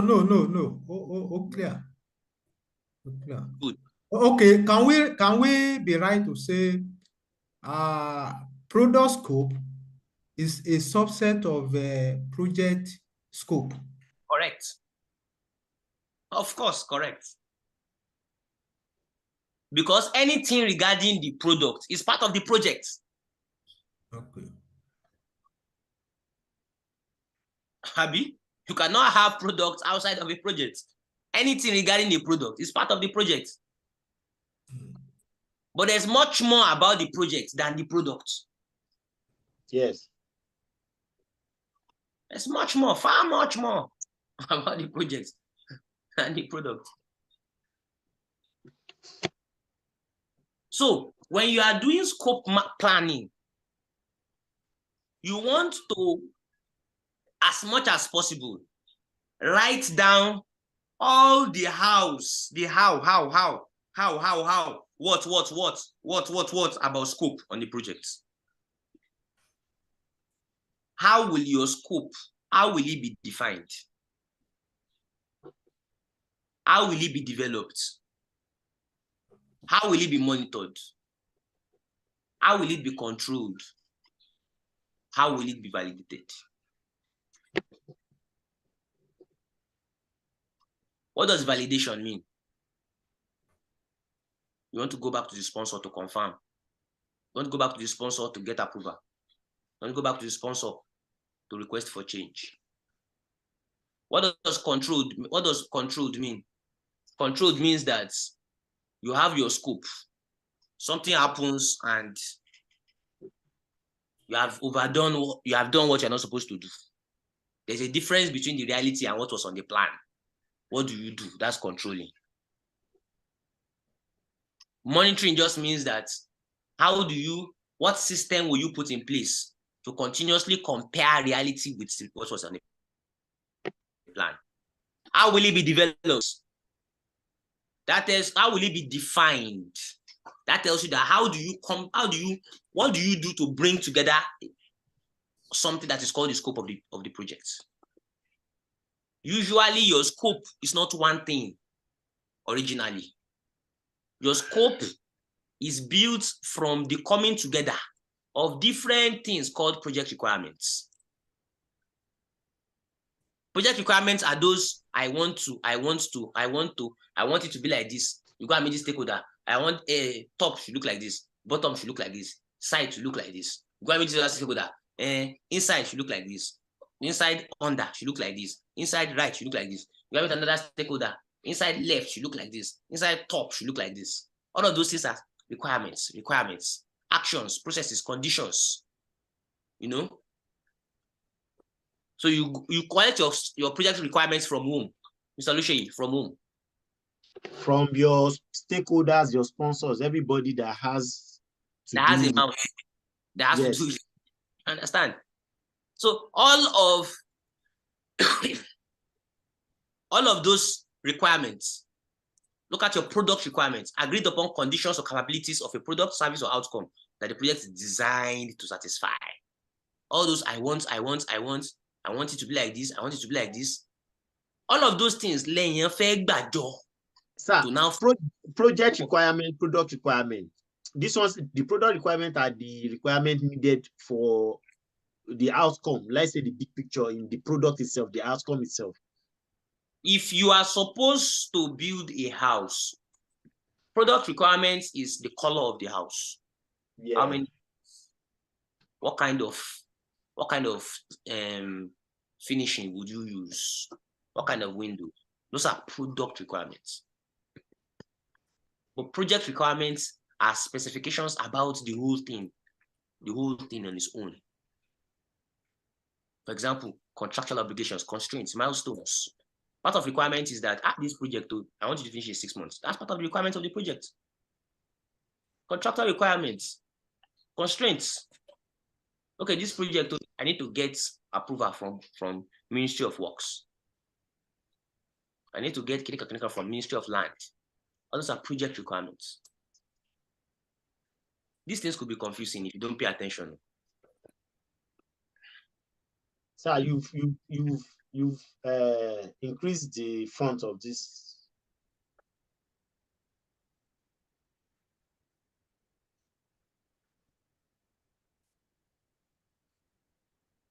Okay.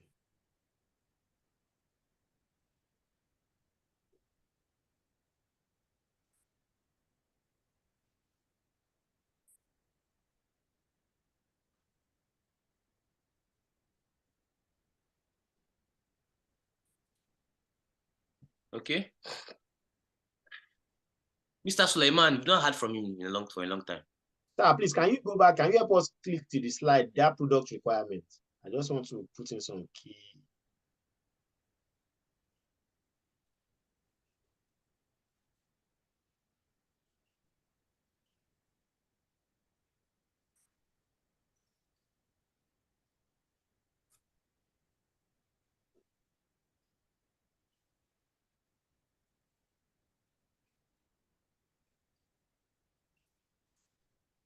Done? Yes.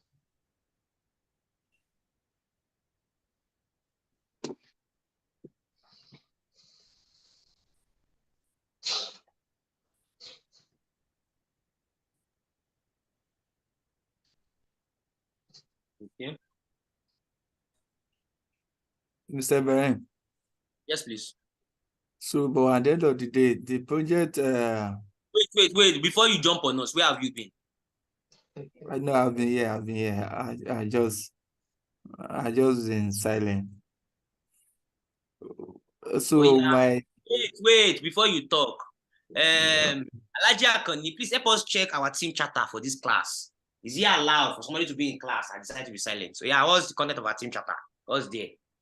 And what's the consequence if somebody is silent?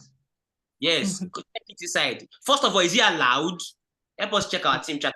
No, Is no, it allowed for the class? it's not allowed as far as the team charter is concerned. It's not allowed. Okay, so help us now check inside the team chatter.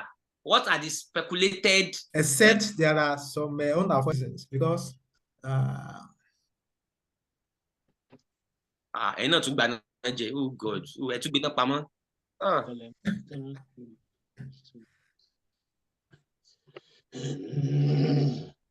Alhaji Akani, help us check our team chatter. If it is not allowed, okay, what happens if somebody decides to just want to be silent in class? What is inside the team chatter that will do for the person?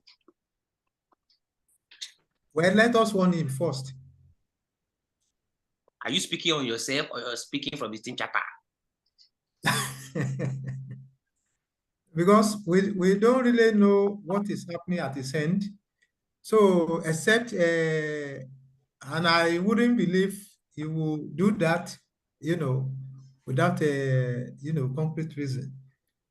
So we all know it's not tolerable at all in team charter because it's a guiding principles that are binding on all the team members. So, however, assuming without conceding that a silence, was fast. deliberate. Judgment is coming too soon. His silence was deliberate, then we may follow, the No, let's just give him 30 seconds to defend himself. So we now know the kind of judgment we pass on him. Yeah, Mr. Sulaiman, you have 30 seconds to prove to us that we should not use Jogba Buhari for you. So did we reach consensus on that on silencing in the team chatter? They are still looking for consensus.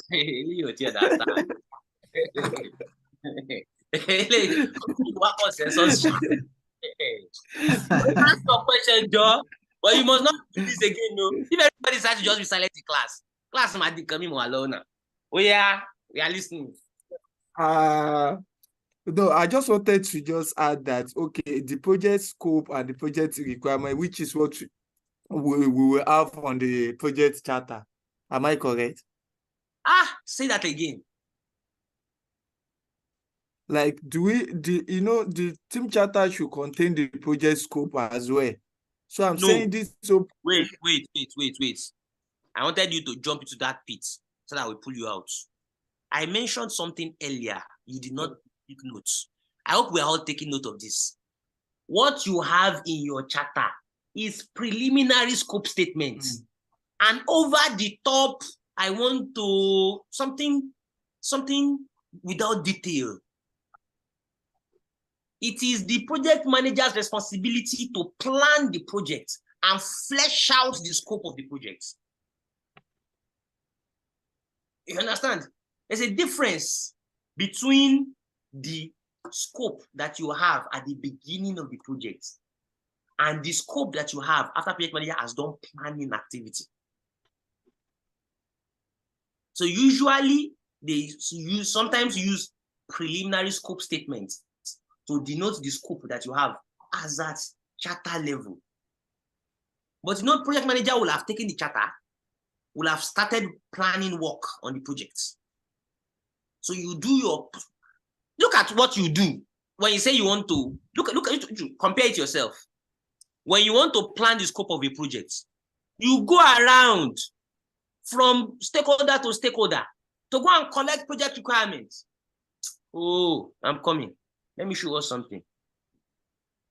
When I was telling you that they removed a lot of detail from this place, you thought I was joking. I'm coming.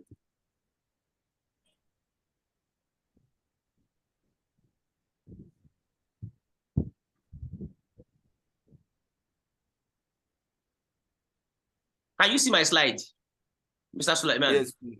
Yes, please. Oh yeah, under planning, under scope management. What are those things we have under planning? Plan scope management, collect requirements, define scope, create WBS.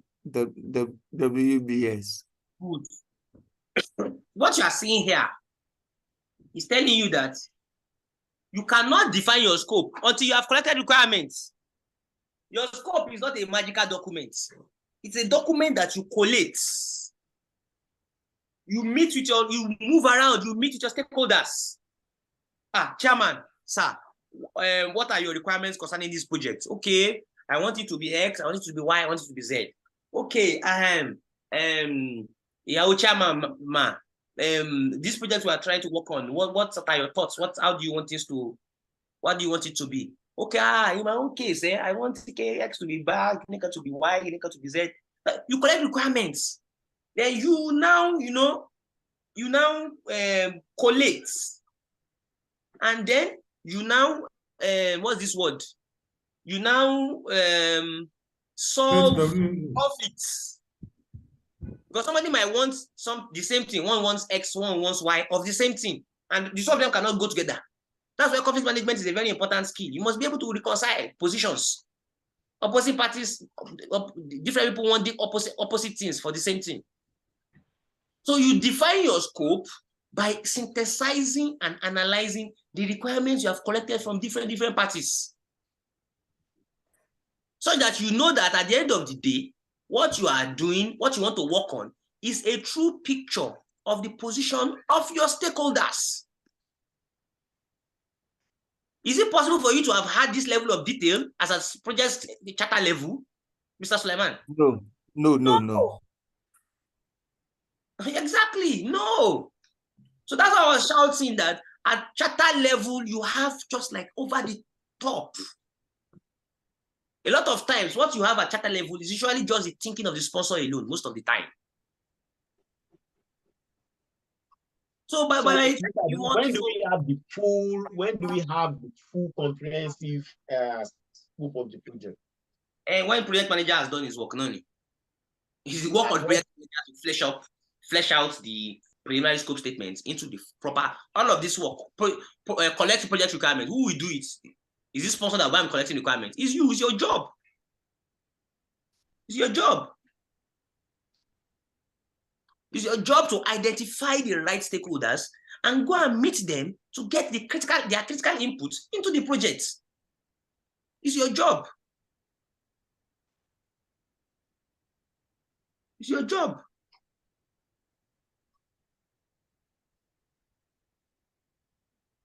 Everybody can't duck any. Hey, sure. Are we together? Yes. Yes. Yeah. Mr. Abraham, let's go. This is 4 o'clock. We're on slide 29 out of 234. Hey. It's not easy. Yes, please. You not talk again, no, brother, no problem. So tolerances are okay. We have agreed that you people are not helping me. You are making me explain too much. I would have been skipping more if we had watched these videos before coming to class. We're not watching these videos, you are just slowing us down significantly. All of these issues are issues that will have gone past during the week, and I just come here to just because watching Balo reduce quality class. Because at what point do I want to start discussing cases? At what point do you want to start discussing questions in class when even the content again you have not read? That's why I my question. That's why I case study. Okay, I talk my own. Tolerances. On a project, if you have agreed that the project budget is or that a particular item to be purchased is 1.1 million, and then you go to the market and realize it's 1.1 million, only 5,000 naira.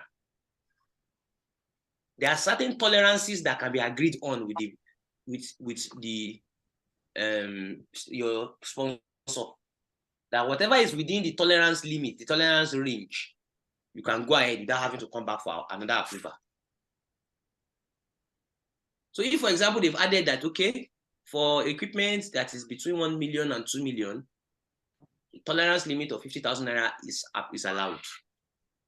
So that way, if you go to the market and you realize that that thing is 1,117,000, that is only 17,000 naira from the amount that was approved, you can go ahead and purchase it. But if it is 1,180,000, that is 80,000 naira on top. Your approval limit is only 50,000 naira tolerance. Then it means you cannot purchase. You have to escalate. So that's what they call tolerance. Tolerance limit helps you manage the projects without having to escalate for minor small things. What are EEFs? Enterprise environmental factors. Those are some things that are some conditions. They are usually external to the project.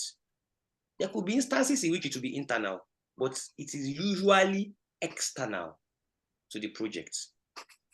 It could be internal too anyway, but they are not under the influence of the project team. But one way or the other, they affect the project team. One way or the other, they affect the project team. Directly or indirectly at any of the possible levels. For example, or let me ask, Mr. Suleiman, can you give me an example of an EF on the project?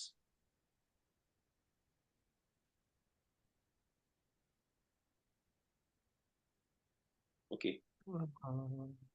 For example, let me give you a quick one. Culture, the cultural practices of the town in which in which you are executing a project. It's an EF. You have to factor it in. Look at this issue of Omonile. You don't have control over it. It's an EF. There are times in which that's external. It could also be internal. You are working on a project for an organization. You don't have control over the governance policies of that organization. You don't. It's an EF. But it's an important factor that you must put into consideration when you're managing a project. You have to note your governance, the governance policies of the organization. Just like this, you're a multinational, you want to work in multiple countries, and you will not be reading news to understand the direction of the government. You are dead. You are dead. So you want to understand, okay, what's the government? What's the taxation flow going in the country? Where is government spending money? Where is government? Where is the attention of the government going? You understand? That's why you have organizations having a whole departments to handle PR, whole departments to handle lobby. Because these are EFs, the enterprise environmental factors, but they are key. It affects their operations. It affects their projects. So you cannot just be a technical person, just think you get your job done, you are the best programmer in the world, I just want to face your code, or you are the best civil engineer in the world, I just want to just face your your mixer and cement and all of that. You will fail. There are some factors that you will fail, whether you have all the technical knowledge of this world. There are some factors that if you don't put them into consideration, you will fail. You understand? You will fail. What of natural occurrences? Those are part of EFs. That's why when you want to manage the project, you have to put it into consideration. You have to factor it in. It might rain. That itself, you have to factor it in. You have to do your risk management very well. It might rain. You understand? When you want to do building in Japan, for example, or building normal machine building VI. You have to build factoring in that volcano can earthquake can come. You understand? So all these EEFs affect your project. Then the twin process, the twin concept here is OPAs. OPAs are environmental process assets. The easiest way to think of OPAs are documents. Documents. That's the easiest way for you to think of it. It's not all the time that they're documents, but thinking of them as documents makes it easy for you to understand it. Documents that exist with the organization that you can leverage on to make your work easier as a project manager. For example, you want to write a project charter. Go into the repository of the organization. What are the project charter templates? What are the previous project charters they have written? You can pick a template. You can pick one from there and leverage on it to make your work faster. Why do we look at, we came across lessons learned. Your lessons learned repository of an organization is a process asset of the organization. It's a reference. Yes, your reference materials, policies, procedures, knowledge bases, templates, all of those things are organizational process assets. They are useful. So you can just read through this, but sorry, me, I'm going, in commercial databases, government, industry, blah, blah, blah, all of these things are EFs. Then you also have OPAs. You also have OPAs. So, document analysis, that's one. These are just some, when you are trying to elicit to get more information about what you want to get done, you can go to an existing organization, review their documents to be able to get insight. Focus group is another interesting way. Focus group involves you bringing together subject matter experts, and then it's different from interview. Interviews are usually kind of one-on-one, but focus group, like many, is almost similar to like a panel conversation. Panel, what do you call it? Panel, like a panel presentation kind of. You know, you bring subject matter experts together and then start asking questions, getting information from them. As a project manager, you could use this too. If you need to get information about what you want to get done, you could also use questionnaires and surveys. We know questionnaires and surveys. Then benchmarking. We all use this a lot. You know, you are comparing different indices together to be able to, you know, make you, maybe you are carrying out research or you want to elicit some data. You could compare something against something. Usually, maybe you want to get some best practices, blah, blah, blah. You know, interviews, like I mentioned, that one is usually one-on-one. You know, you are speaking with some stakeholder. You know, why are we noting these things down? Don't forget, we talked about, for example, even if you don't remember every other one, you should remember requirements gathering. Collect requirements. Abi, Mr. Suleiman. What is this law? They said collect requirements. How do you collect requirements? Have you forgotten to collect requirements? Project requirements.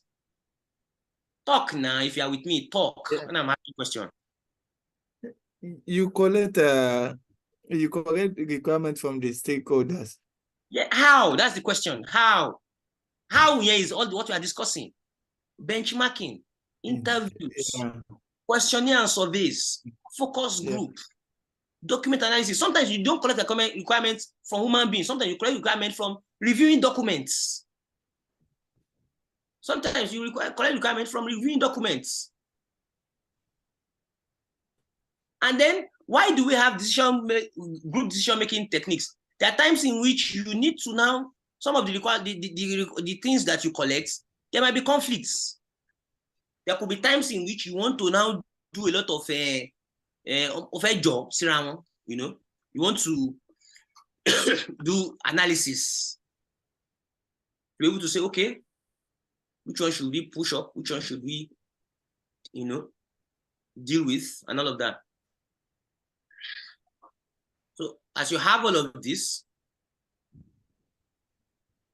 multi-criteria decision analysis. This is a very interesting one. You can read it up. It's a very interesting thing that you could use even in your personal lives when you want to take decisions. What's the name of this technical?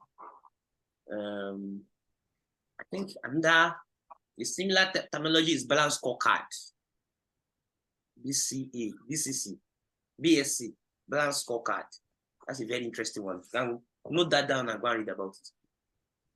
Types of voting, the different types. When you vote, are you looking for unanimity? That is, everybody must agree.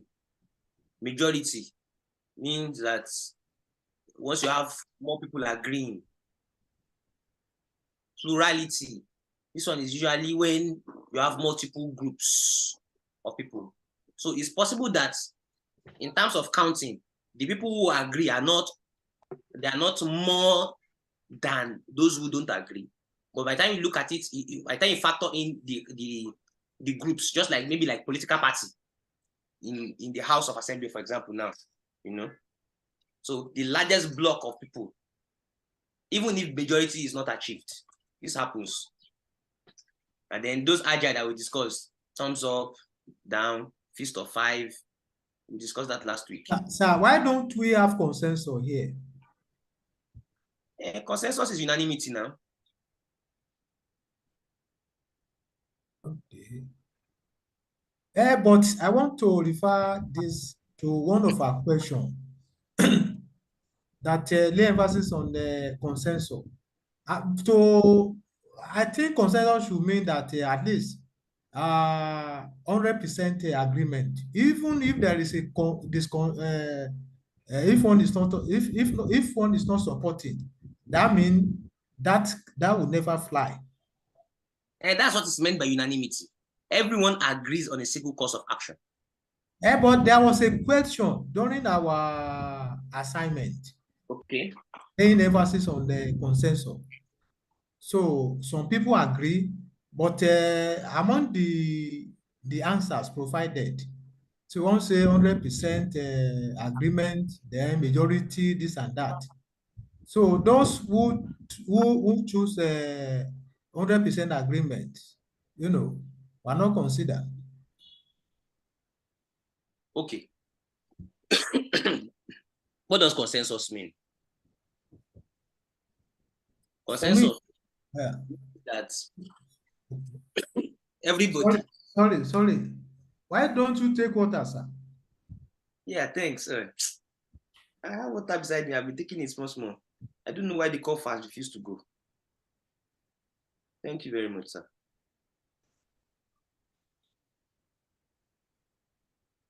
Consensus. Yeah.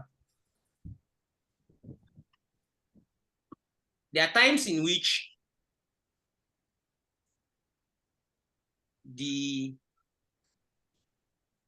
it's not all the time that consensus automatically means everybody agrees. Okay.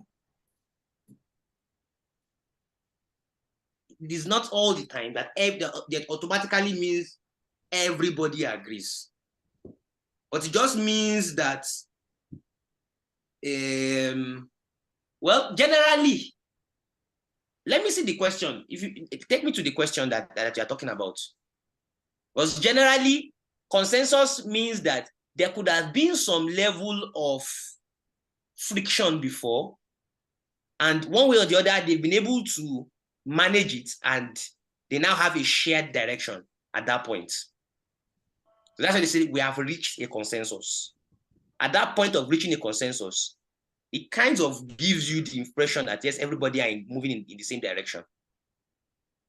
But that does not mean that that's how it has always been. I can't remember the particular question you're looking at. If you could help me just mention it, just note it in the group so I can have a look at it. Okay.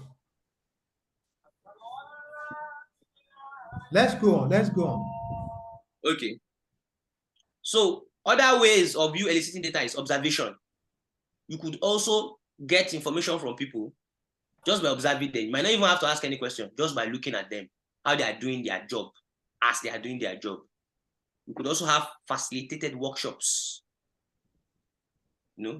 Part of, rather than having, for example, if you want to build something around drivers, rather than having to go and interview all those drivers one by one, you could just, call all of them down for a workshop, and then you address them at once, and people, voice their you ask them questions, and people who have points to draw up their points. Something else here is called context diagram. There are times in which you could actually have like a visual depiction of a project scope, showing a business system and how people or systems interact with it. This is an example of context diagram. There are times in which, especially in the software, let me use software again, when they are trying to paint a scenario of what the application is supposed to do. So you can now do like, okay, what are the entities? What are the people who are using this application? What are the various entities? How do they relate? Like this is like a visual depiction of the various entities in a particular scenario and how they relate. Okay, within the university and private sector requests for funding from, university requests for private sector from, university requests for funding from private sector, and private sector supplies funding. So it throws clarity into the interrelationships between the various actors in a particular scenario. So that's what they call context diagram. It is used to depict the context of a particular scenario. Storyboarding. Okay. A prototype method using visual or images to illustrate a process or represent a project outcome. We will still come to the issue of stories, particularly user stories. We'll still come there. In Agile, the way they do their own scope management is different from the way it is being done in predictive methodology. Prototyping, well, of course, even from the English word that we all know, prototyping, like an early version of the main version, like an early version of the main version, maybe using other materials or whatever. So requirements documentation, you can read this. Types of requirements. Okay. We said you collect requirements from different stakeholders, and then you synthesize into the project scope. There are different types of requirements. You have business requirements. Those are like high-level requirements about the organization itself. We have stakeholder requirements. Those are the ones you collect from stakeholders, regarding the project. All of them have stakeholder requirements one way or the other. Then you have transition and readiness requirements. You have quality requirements. We still do. I think we've talked about quality one way or the other. Yes. You have project requirements. Those are like general over-the-top requirements about the project itself. Duration, costs, maybe some specific constraints. You must not do this, you must not do this, the project must not exceed this. Those are specific project requirements. Then you have functional requirements and non-functional requirements. For example, let me use software again. Functional requirements, these are the features the software should have. These are functional requirements. Non-functional requirements are those features that it should have, but are not, they are like supporting features that are critical. For example, reliability, security, performance. All of those things are not core features of where this is the features that the software has. But those are requirements that it should also have. It's just like in an organization. If you say you have a construction firm, all of them cannot be civil engineers now. You have accountants amongst them. You have legal. You have surveyor. You have surveyor. And surveyor can still be functional one way or the other. It's a bit that's still one way or the other related to building. Yes. But accountants, lawyer. Yes. So those ones, they call them non-functional departments. Not that they are not functional, I hope you understand what I mean. As in, they are not the technical people, but they're also critical.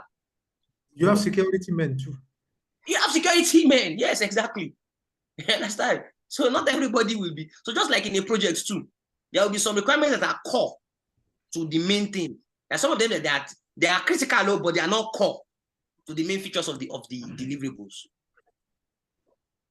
So some examples of areas of non-functional requirements: availability, capacity, continuity, security. Yes. So requirement management plan. So anytime you hear plan, it just tells you about the giant how will things run? How will things, if you hear something management plan, it's just an overview of how that something, how will it be done? How will it be analyzed? How will it be defined? How will it be managed? How will it be controlled? How will it be validated? You understand? So it's more of anytime you hear plan, something management plan, what that something is, was like, how do I handle that something? If you hear cost management plan, it just means when it comes to matters of costs, what's like, how do I put it?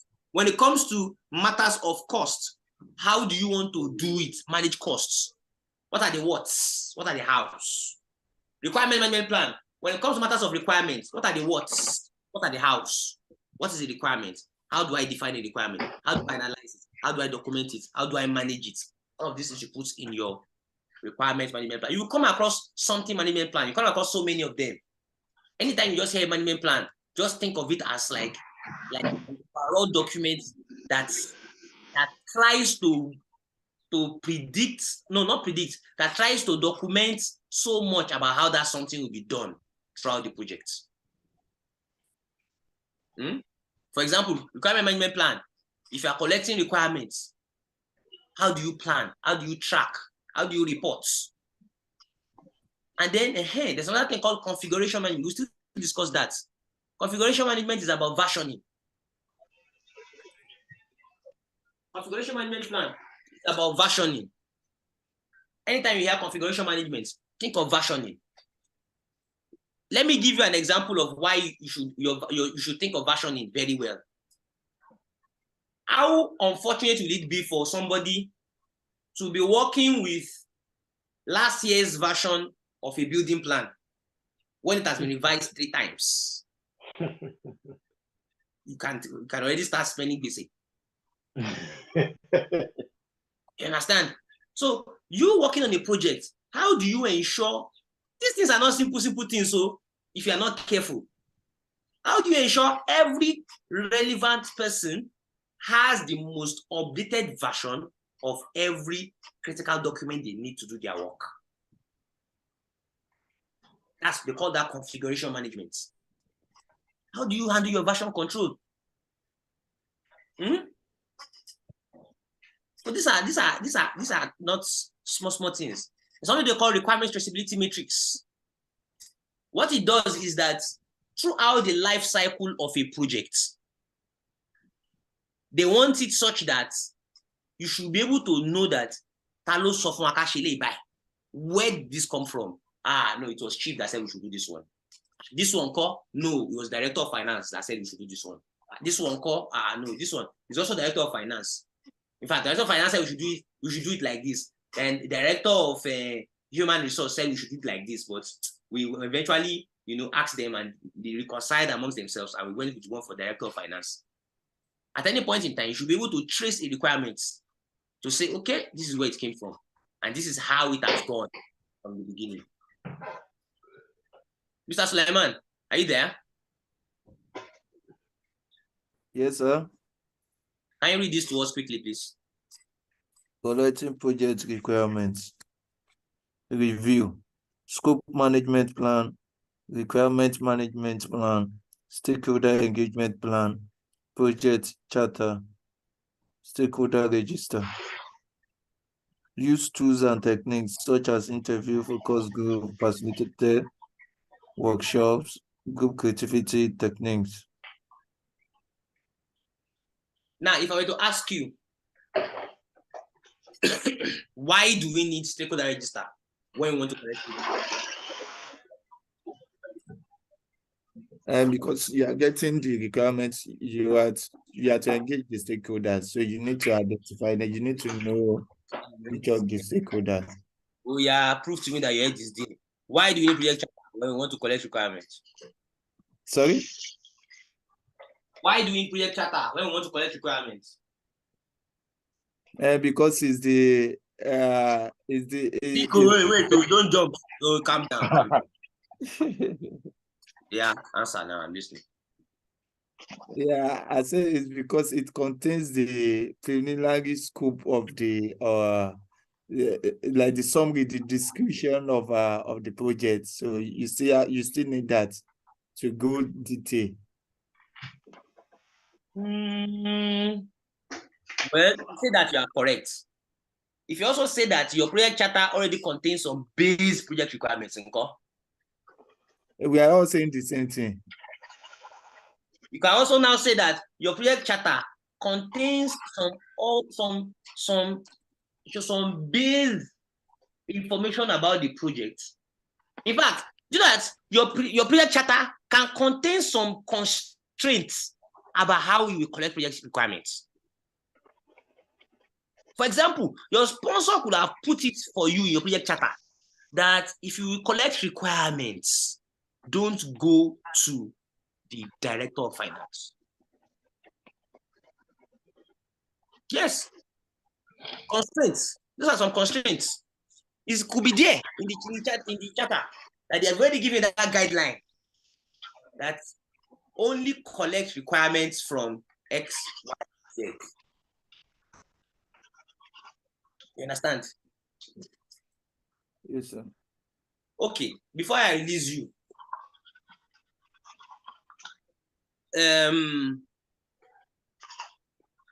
why do we need the requirements management plan when we want to collect requirements?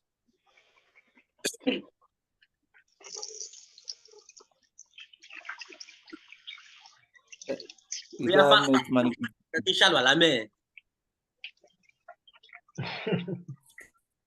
Yeah. There's almost time for Salat here, 4 minutes. Oh yeah, answer my question fast. Requirements management plan. Why do we need it when we want to collect requirements? I think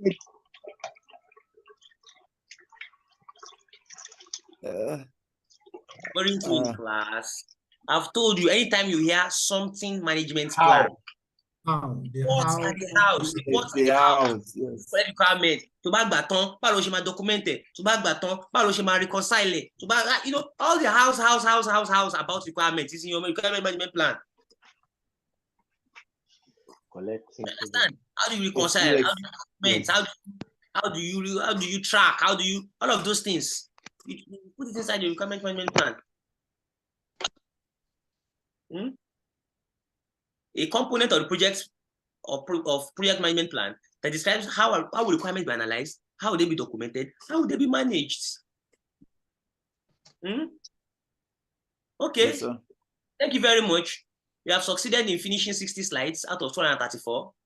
Let's hope that when we come back from break, we'll be able to do some magic to at least minimum, we must enter 150. Minimum. All right, thank you very much. Is it the same thing we are going to do tomorrow? You said what? When are we coming?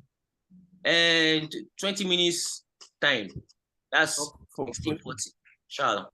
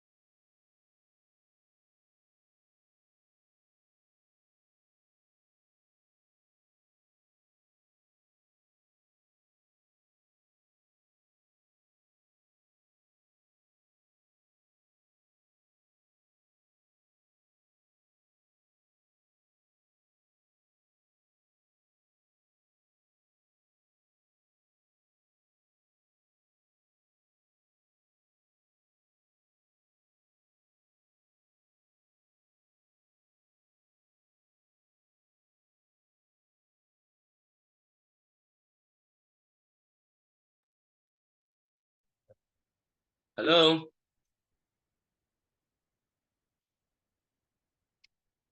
Hello.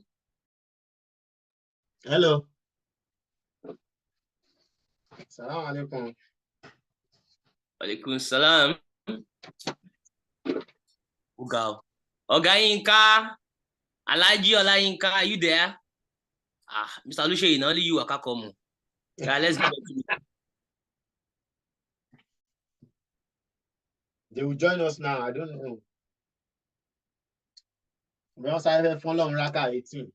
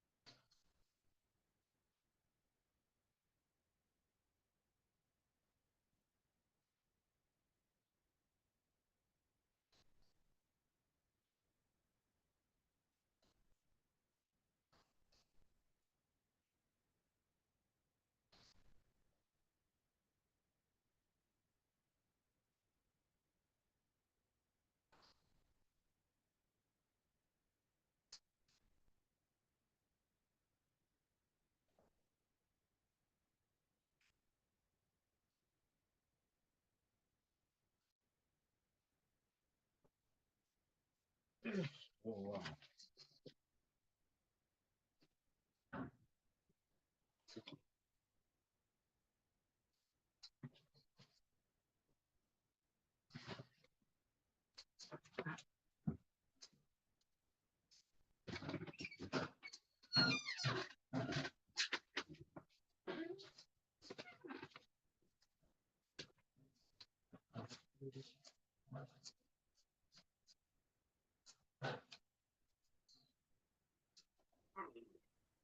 Oga Oluseyi, you be like say we go continue.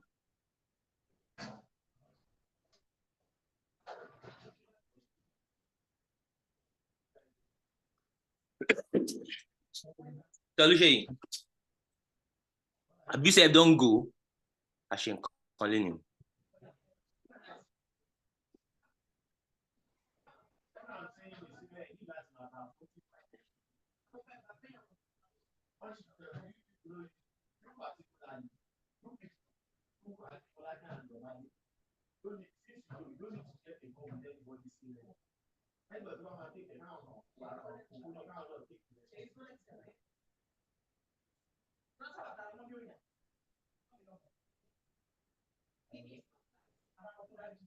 Hello.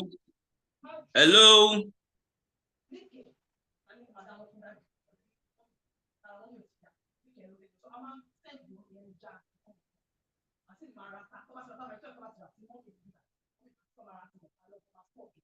Hello. Hello, sir. We are here. Hello, Mr. Ibrahim. Me, I'm ready. You know, I'm preparing for work because I'll be going to this. So me, I'm ready now. No issues. Please, let's proceed, because Okay, sir. You watch what they miss. So, project scope statements is just the project scope that we have been talking about all the while. Yes. So, it's just like a template. I would remind me, please. I'll send you templates. Okay. Some official But templates. Mr. Ibrahim, I want to ask you one question. Okay. The video, we have the video, we have the video, we have assignments we are doing, we have this what you sent to us, very resourceful material, the ATPP. Okay. How are we now going to marry this together to start reading, to have a concise knowledge? Or what best way? I just need, I'm going to read to understand, to know it, because I believe in multiple reload, the practicability of it. But how can I to read to pass the exam, like to synergize everything together? Calm down. Just calm down. What you need to do pass exam, will give you, will tell you. Okay. Now, focus all your attention on either watching class recordings to revise the class or watching videos from the LMS to proceed as directed in the WhatsApp group. Okay. Understand? Okay. Focus on that one. Okay. When we finish with our live classes, we'll move to the next mode. When we move to the next mode, we'll tell you what to do. We'll give you what you need to do. We'll tell you what to do. You understand? Okay, sir. Okay. That one is clear. Yeah, read to us. Develop a project statement. So yeah, how do you develop Develop this? a project scope statement. Review. Scope management plan. Developing, monitoring, and controlling project scope activities. Project charter. High-level project description and product characteristics and project approval requirements. Requirements documentation. OPAs, organization process assets, template processes and procedures. Use tools and techniques to define the project scope. Expert judgment, product analysis, alternative generations, and facilitated workshops. Document the project scope statement and update project documents. Develop project scope statement. Now, what's a WBS? A WBS is a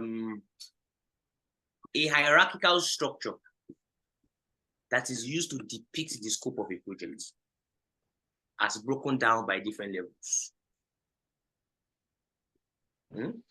Yes, all the work that is required for you to be able to create the deliverables of the project. You use this hierarchical structure to identify them. That's a work structure. Your WBS is a critical planning document on the project. Well, of course, for predictive project management anyway. It's a critical planning document because when you do scope planning, your scope planning is not complete if you don't do your WBS. Because it is from your WBS that you start every other aspect of the project. Because don't forget, never manage a big thing as a big thing. Always break things down. So all the scope of the project is what you come and represent in this hierarchical structure. It is now from this hierarchical structure that you now plan every other part of the project. For example, you have broken the project into 5. Each one, you have now broken it down further into 3. So if this is the lowest level, sometimes this 1.3, you can break it down again into 1.3.1, 1.3.2, 1.3.3. Would they also be called work packages? The lowest levels are called the work packages. Okay. So if you have broken this down, then this is no longer the work package again. It is now the child. The lowest level, they are called the work packages. You understand? So yes, now, by the time you now want to do schedule management, it is now these work packages one by one that you now break down further into activities. That's now what you use to form the schedule of the project. Sorry, into activities. It is now those activities that you now give time. Okay, it's activity 1. If, for example, if this 1.3, you further decompose it into 5 activities, you now give it a schedule. You now give it time. Okay, activity 1 under 1.3 will take 5 days. Activity 2 under 1.3 will take 2 days. Activity 3 under 1.3 will take 4 days. Activity 4 under 1.3 will take 7 days. Activity 5 under 1.3 will take 6 days. Then you determine, if it takes 6 days, when will it start, when will it end? When will it start, when will it end? Then you plot all of those things on what we call a network diagram. We'll get there. So code of accounts. Yes. No, I said I'm okay, sir. Okay. So code of accounts is this numbering. All of this numbering you're looking at. Okay. It has formula under 1. Under 1, you have 1.1, 1.2, 1.3. Under 1.3, you have 1.3.1, 1.3.2, 1.3.3. If you I want thought we to, are the one that just going to give it number ourselves. you said what? I thought we are just going to permutate one number. No. It's an ID. It's an ID card, something. It's an ID number. Okay. For example, if I see something called under 1.3.1, if you want to break it down further, it will now be 1.3.1.1, 1.3.1.2, 1.3.1.3. So that way, if you come across a number, say 1.6.2.1, automatically you know that is 1 under 1.6.1 under 1.6 under 1. So you get. Now, if you look at these things now, define. Under define, we have 1.1, 1.2, 1.3. It might not be easy for us to write the meaning of 1.1 inside this small box. That's the reason why we have a WBS dictionary. So WBS dictionary is like the dictionary of your WBS. It is the dictionary of WBS. So if you see 1.3, you want to know the meaning of 1.3, you now go to your WBS dictionary. You will contain the details of 1.3. You understand? Your WBS itself will just have numbers. If you want to know, okay, I broke down 3.0 into 3, and I just put numbers. What are the descriptions that accompany these numbers? Go to your WBS dictionary. That's where you have the details of this place. So these are some of the other things that you can contain, that your WBS dictionary can contain. Your work breakdown structure is a critical document when planning. That is why all what you'll be doing going forward, you still need to be coming back to your WBS to update it. Because it's from your WBS that you will do your schedule planning. So from your WBS, you do your cost planning. That's why when you do your cost planning, you come back to your WBS to update cost estimation. When you do your schedule planning, come back to your WBS to update associated schedule activities. Are you following? Hello? Now only me there here. Who else is following? Hello? We are following. Okay. We are following, sir. Okay. So that process, this process of splitting this into this is called decomposition. That's the name for it. That hierarchical subdividing into smaller parts. What do you want?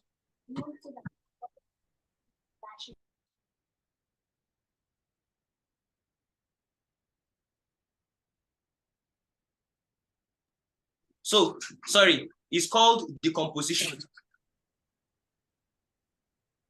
It's called decomposition. So decomposition is that process of breaking this down into this component, breaking this down, breaking it down, breaking it down. You can see 1.0, 1.1, 1.1.1, 1.1.1.1, 1.1.1.2. You understand? So that process is called decomposition. Decomposition.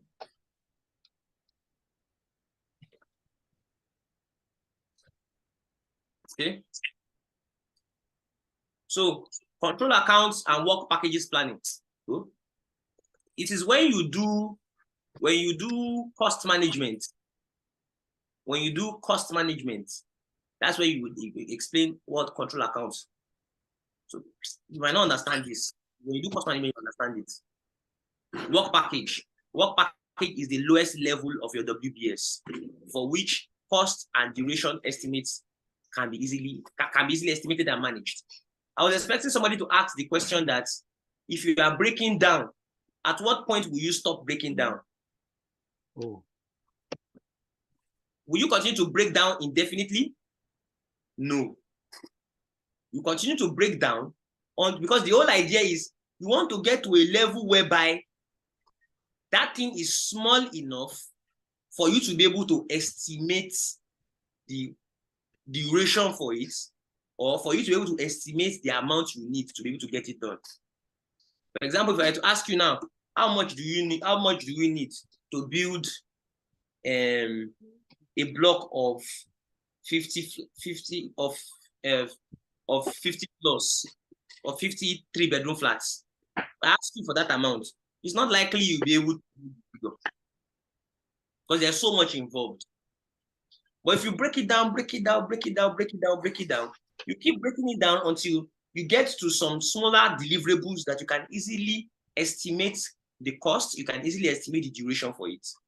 So the whole idea of WBS is that don't manage from the biggest items. Always break things down into components and manage from as small as possible the components. But of course, don't over break down. You understand? So now, is there any reference that says that where we must stop, as in any number or something? Because you're saying something that there's no reference.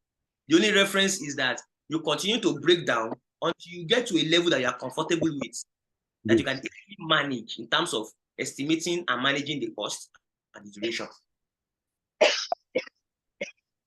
Okay. So you get that? Yes, sir. Remember I said it is from your WBS that you do your schedule planning, you do your cost planning. Yes, sir. So you wouldn't be able to schedule or know cost for the big things. You have to break them down into sub-deliverables, break them down into sub-deliverables, break them down into sub-deliverables, until you are able to get to a level of your deliverable that say, no, this is small enough. I should be able to know how long this will take. I should be able to know how much it will cost me to get this done. You now understand why your planning has to be very comprehensive. Yes. By the time you now know the cost for all the small work packages, you now aggregate it back to the top. Then you have an idea of, yes, this is the cost of the project. By the time you now know the duration for all of this, you do your proper schedule management from all of these things. Now aggregate it back. Then you have an idea of, yes, this is how long the project will take. Not just somebody somewhere guessing that this is how long. No, you do it scientifically from the constituent small components that come together to form the main project.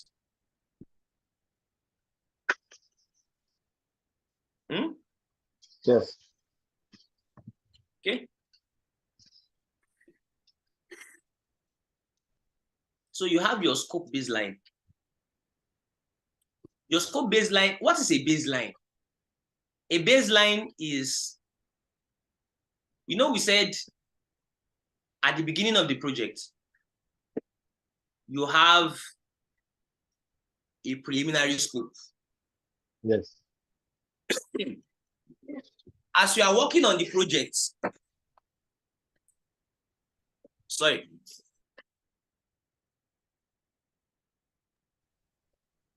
as you are planning the project, you get clearer information on what the scope is supposed to contain.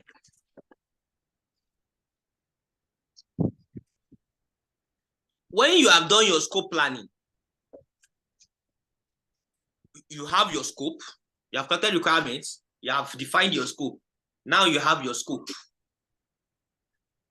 You have created your WBS. You now go back to the sponsor to get approval that, okay, Oga, this is the scope of the project. What do you think? If the sponsor says approved, then it has become a baseline. So what is the meaning of a baseline? Your baseline is that approved version of your documents that the moment it has become approved, you cannot change it anyhow again. Just it like now becomes the standard. It becomes the standard. So anything that will change inside it, outside of already agreed tolerance limits, cannot do it on your own unilaterally again. That's to go through what they call formal change procedures. What is that one? The change request will have to be written. The change request will have to be approved. That's what it means when you say formal change control procedures. You have to write the change request, officially request. Then that goes through approval process. And then if it's approved, then good. If it's not, then also good. So your scope baseline consists of your scope statements, your WBS, your WBS dictionary. Well, your work packages are part of your WBS. Your planning package is part of your WBS. But sir, I want to ask a question. When we say the project charter, if the project charter is accepted by the sponsor, that's when it becomes a scope baseline, isn't it? Your project scope, not charter. Okay. Okay, project scope statement. Yes, scope statement. Sorry, project scope statement. Is when your scope statement and your WBS has been approved. That's when it has become the scope baseline. Two separate documents. Scope statement is prose, is written in words. WBS is a diagram. Okay, yes.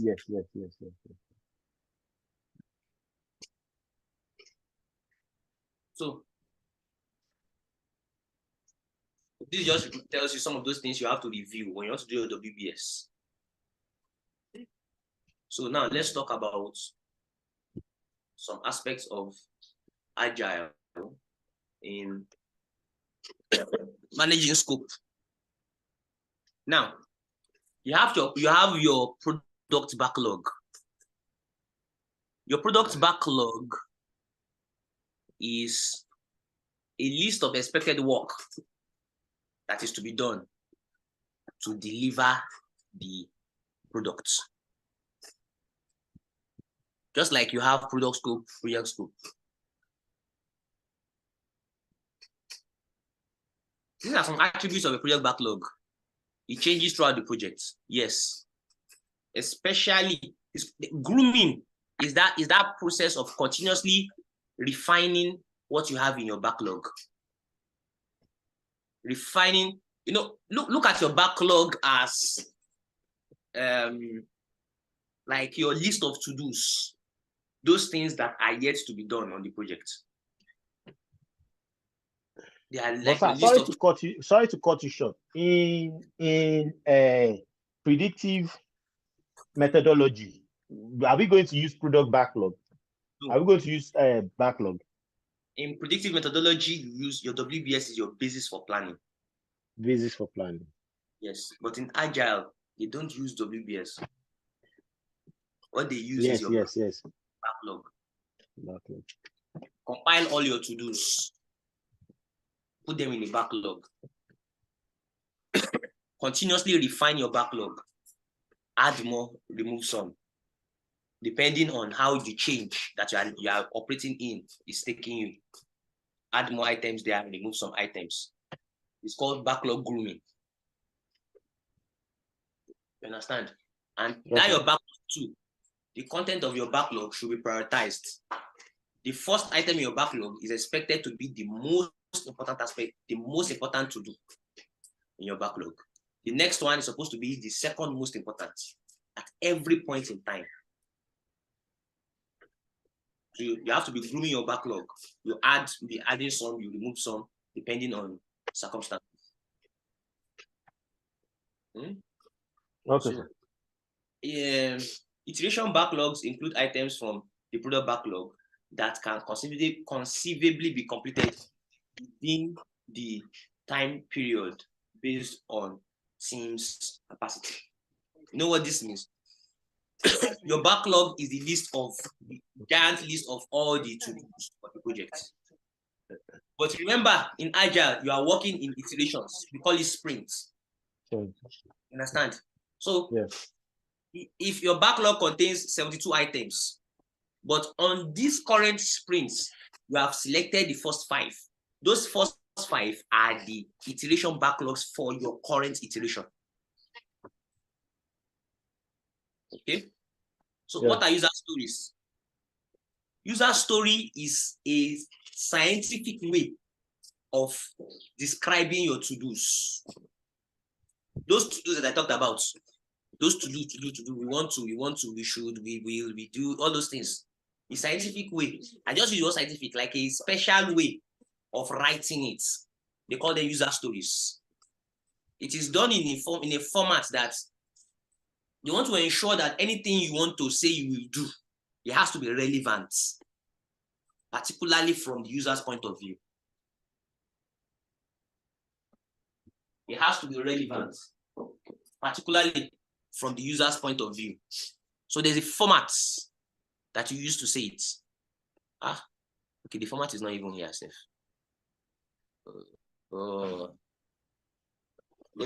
There's a format for user stories. I want to do X to be able to X. I'm coming. Let me see user story format. Okay. As a something, I want to something so that I can something.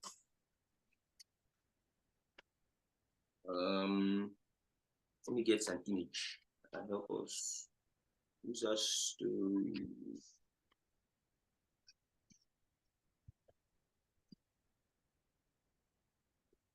Okay.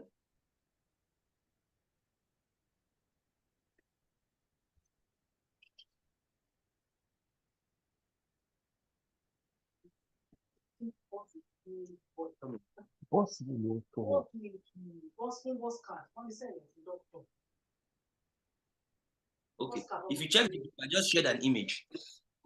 User story format as a something. For example, as a user, I want a particular functionality so as to be able to, or so that something. That way, even when the project team members are seeing the user story, they can immediately see the context around that need. You understand? So there won't be disjointment, a bit disjointed functionality or features. Just by reading it, you already know who is the person to use this thing. What does he want to use it for? Have you checked the group? Have you seen what I shared?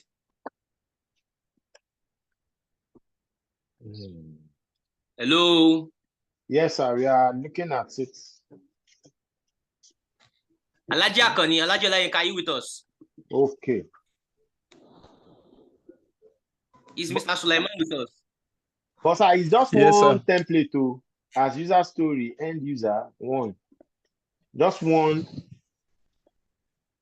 Mr. Sulaiman, can you craft a user story for us using that format?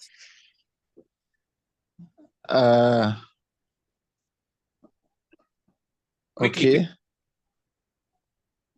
I, Sulaiman, want. No, we don't want something that is important to us. Your role. What are you to the project? No, I didn't get that. You said? As a what? We don't need your name. Okay. Your name is important to us. Okay. As a user.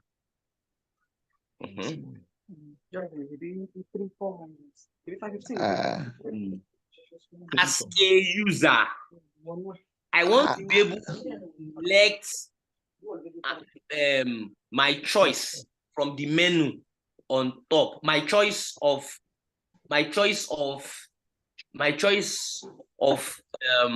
as a user, I want to be able to select my choice of food on the menu so that I'll be able to choose what I want to eat. Let's say, for example, we are building a restaurant website or something. Okay. So from that, I already know this thing here, menu creation. This thing. Compare that to build user menu, build site menu, which is more descriptive. You understand? It's not just saying site menu. No, you craft it in the form of a user story, as if a user is telling a story. That way, you can understand the context behind that requirement. Yeah. You understand?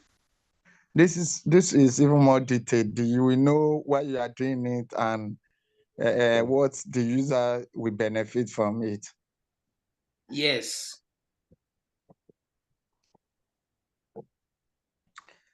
But this was only happening in Agile, I presume, right? Yes. Correct.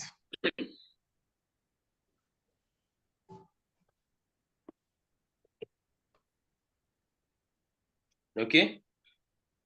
Okay, so those are user stories. Oh god. It's checking Peju. Oh my god. 5. Okay. Anyway, so these are just some terminologies. Definition of done, definition of ready, acceptance criteria, iteration review, discuss iteration review, sprint reviews, that's same as iteration review, variance analysis. You want to compare what was planned with the reality. And what was planned is what your baseline. Trend analysis. Can we start schedule? Schedule is another gumbo. Can we start schedule? Okay, let's try. Okay, so plan. We should put it for tomorrow plan. Then it means today we only did two tasks. We are playing with scope. Mr. Ibrahim, can we be having this slide as in maybe at the end of once we are done with it? Can we be having it? See, because I feel like the slides give direct point. You already have too much. If I give you a slide, if you don't sit down and read, how will you even know which one to read? That's true, sure. That's true. That's true. You should not choke us. Yes. Mo fẹ́ kàwé báyìí, ìwé ni màá kà, kí ọkọ ka slide. Màá ka slide, slide, màá tún kà ní, àbí the whole syllabus slide. Okay, mo fẹ́ kàwé. Okay. You just blow your head. That's true. Because the one we have said we haven't covered it. LMS videos. Class, in fact, the textbook, the book I gave you, you might not necessarily go there for.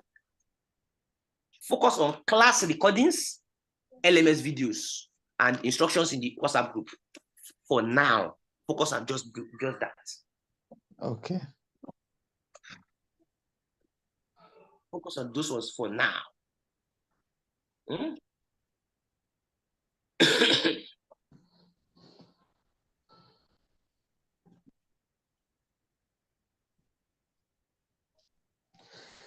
Why I wanted us to push this to tomorrow. Anyway, you can just continue, Sha. I will always have the recording because my laptop is off, my phone is almost off too. We are class finishes 15 minutes now. All right, sir.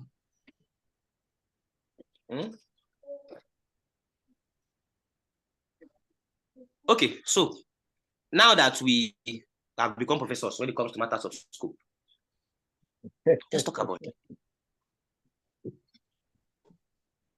Let's talk about schedule. Anytime you hear schedule, just think of timetable.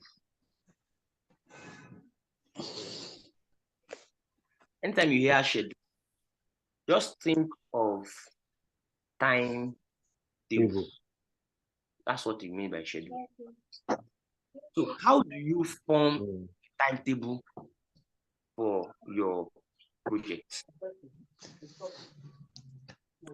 How is this different from this project schedule? How is this different from project implementation plan? Project implementation plan is a very big word that contains many things.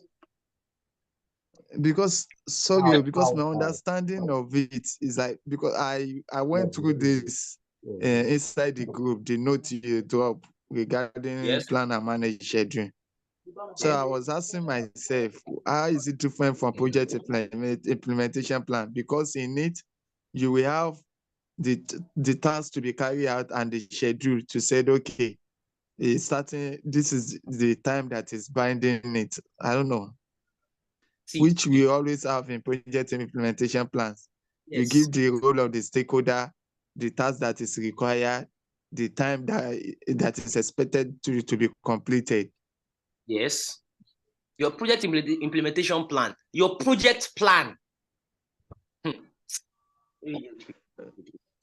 Oh, your project plan is your overall document for planning that contains all your planning documents, including your WBS, including your scope, your schedule, your budget. We all together come together to form your project management plan.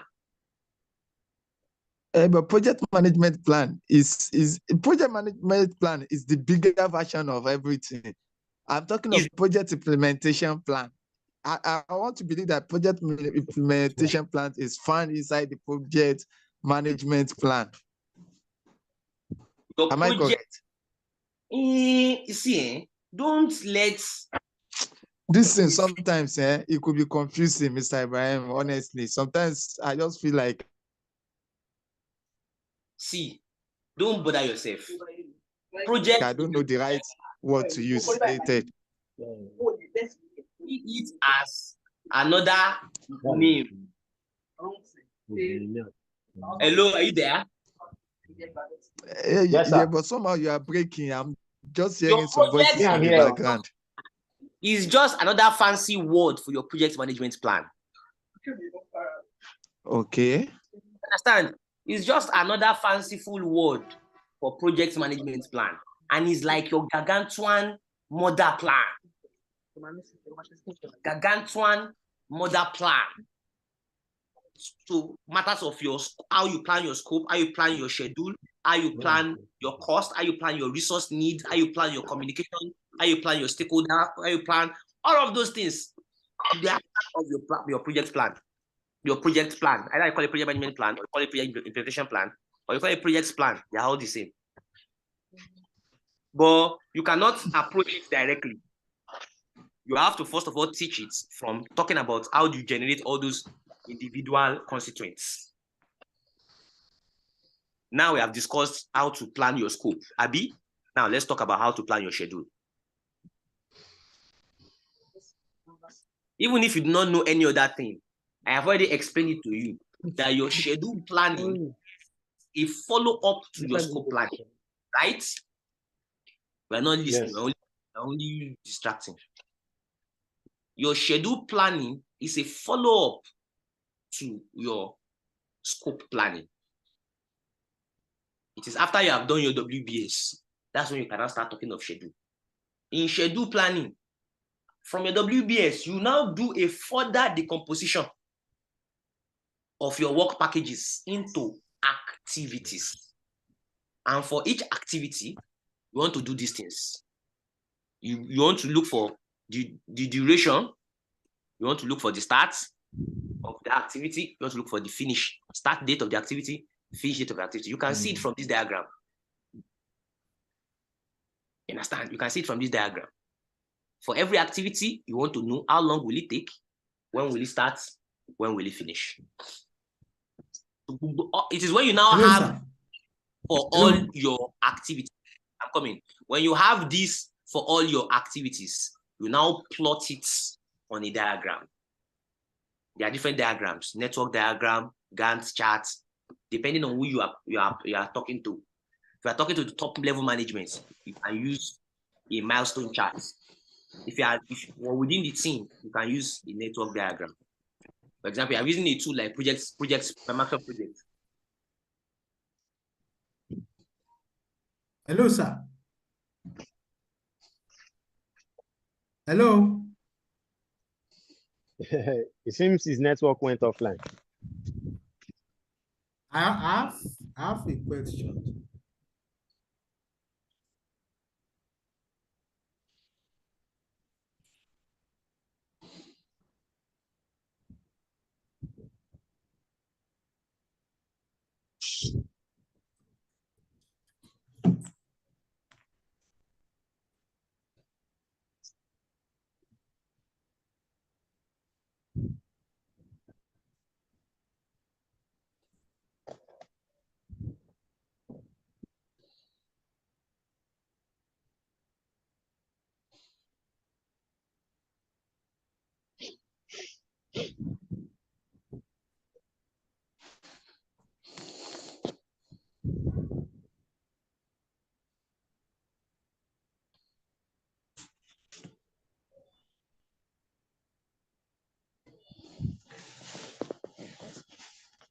I'm the host now. Elijah, can you go ahead with your question? Let me answer you.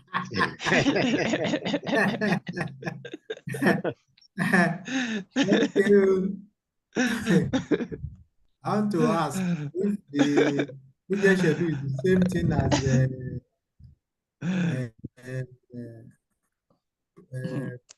program.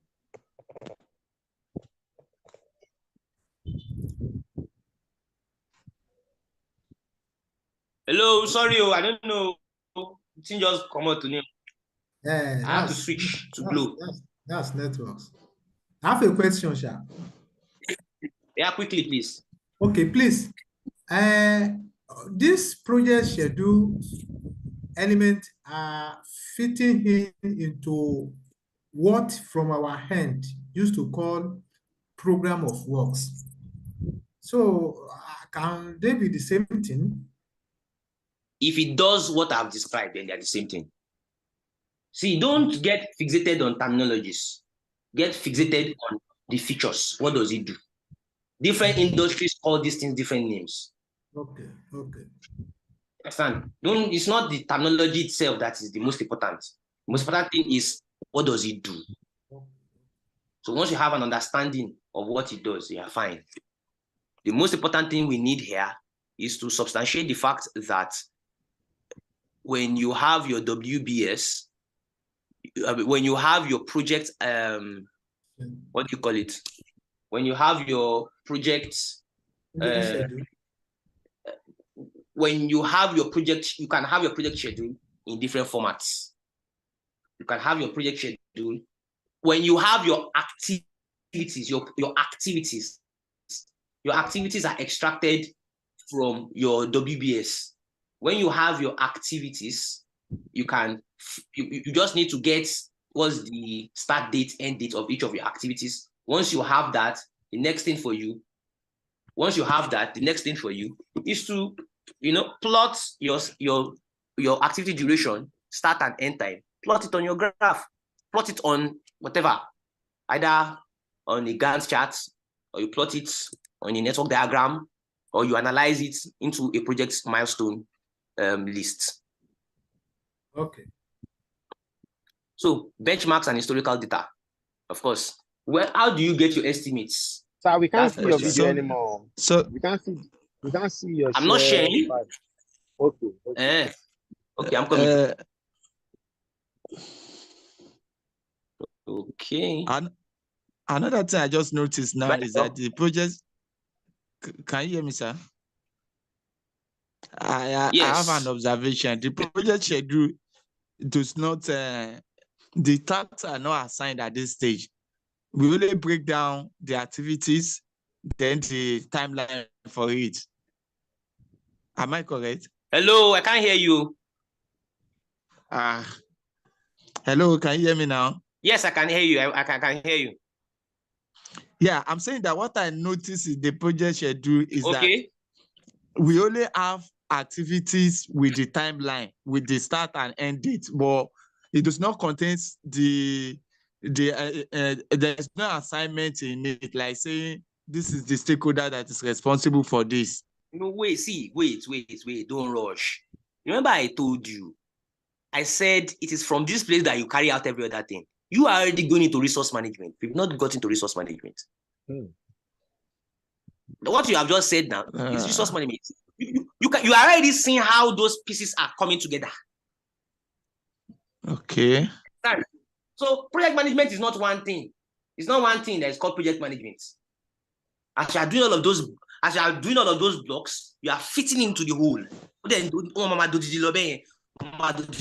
you don't do everything at once. Understand? Clarify your scope. From your scope, get your schedule. You understand? From your scope, get your activities. From your activities, get your schedule. You understand? So as you now have your schedule, you do resource and cost at the same time, because resource and cost, they are twins. Resource is directly proportional. In fact, resource cost and schedule, they are triplets. Because cost, kokindaduro, is a function of the resource you throw at it. And the more the resource, the more the cost. Duration also doesn't stand alone. Duration is a function of resource. If you say this activity will take 5 days, at what resource and allocation level? At what resource allocation level? And your resource allocation level is a function of the amount of money you want to throw at it. So these things go together. Yes, I agree with you that yes, we should talk about resources, but when we are teaching it, we take it one by one. Yes, thank you very much, sir. You know what? I'm trying to, I'm just trying to get to what I do in real life, like the project planning implementation plan, as we call it in our own word. You know, Yeah. when it will contains the the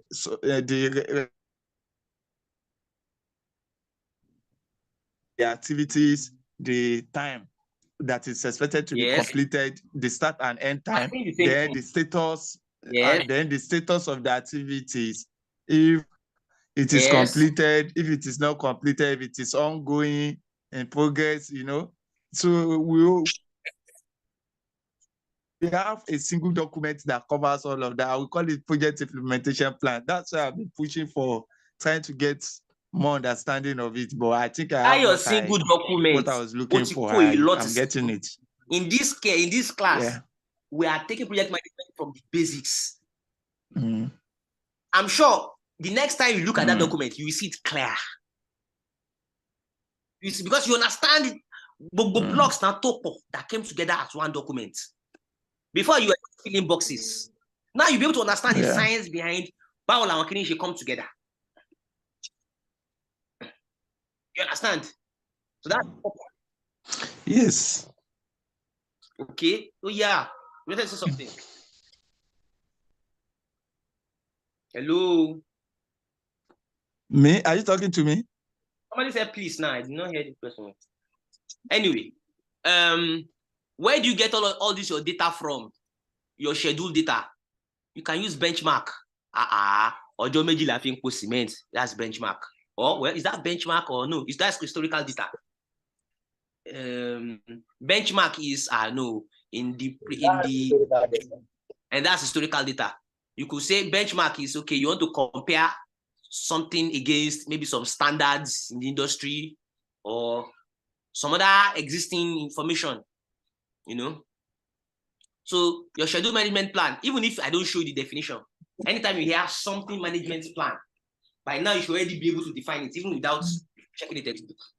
Your schedule management plan is simply that documentation that gives you the what and what and what and what and what that you want to use to manage schedule throughout the project.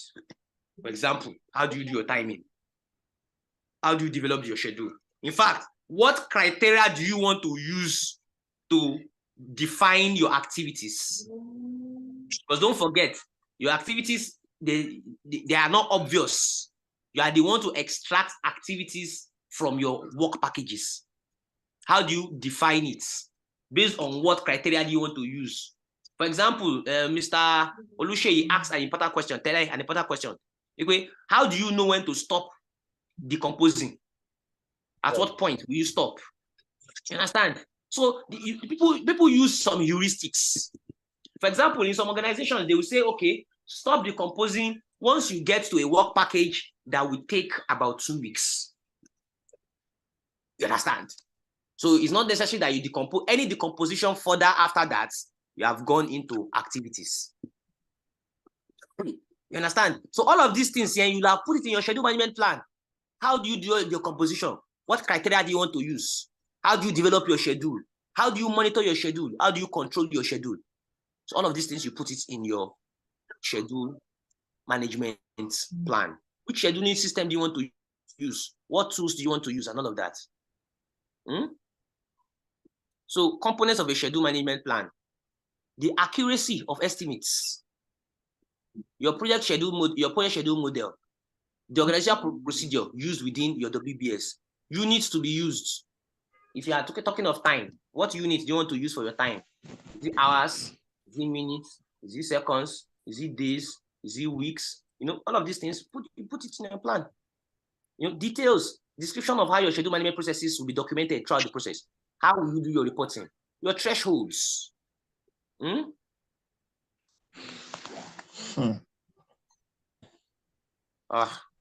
Yes, I might go off anytime. Wait, don't worry. It's 5:30. Mo kàn fẹ́ push wákàtí 100 ni. Oh my God. Ọlá yẹn, mi jẹ́ ní ojú oche o. Ẹni tó bá wò kó pẹ́ dé class. Inshallah o. Ṣojú wa ní ìṣe. A máa ti kàwé kalẹ̀ kó tó dọ̀la. Ṣe bẹ́ẹ̀ sọ bẹ́ẹ̀ náà last week. Tẹ́ẹ̀dẹ̀ kankan. Iterative scheduling with backlog. Of course, you understand that in your agile system, it's a bit different. You know, you might not, agile, we are using our iterative approach. So your scheduling is done with your backlog. You know your backlog now. That list of to-dos, I will work. Yeah. Your to-dos to contain our user stories. So based on that, you have on-demand scheduling and iterative scheduling with your backlog. Iterative scheduling, based on delivers business value early and incrementally, allow changes throughout this, does not work well, project featuring complex dependencies and relationships. What iterative scheduling just does, okay, in fact, we have a list here. What it does is that you look at your backlog and you try to put sprint 1, we do user story 1, number 1, number 2, number 3, number 4, number 5.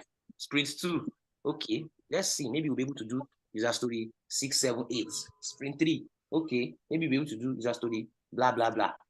Things like that. That's what you do.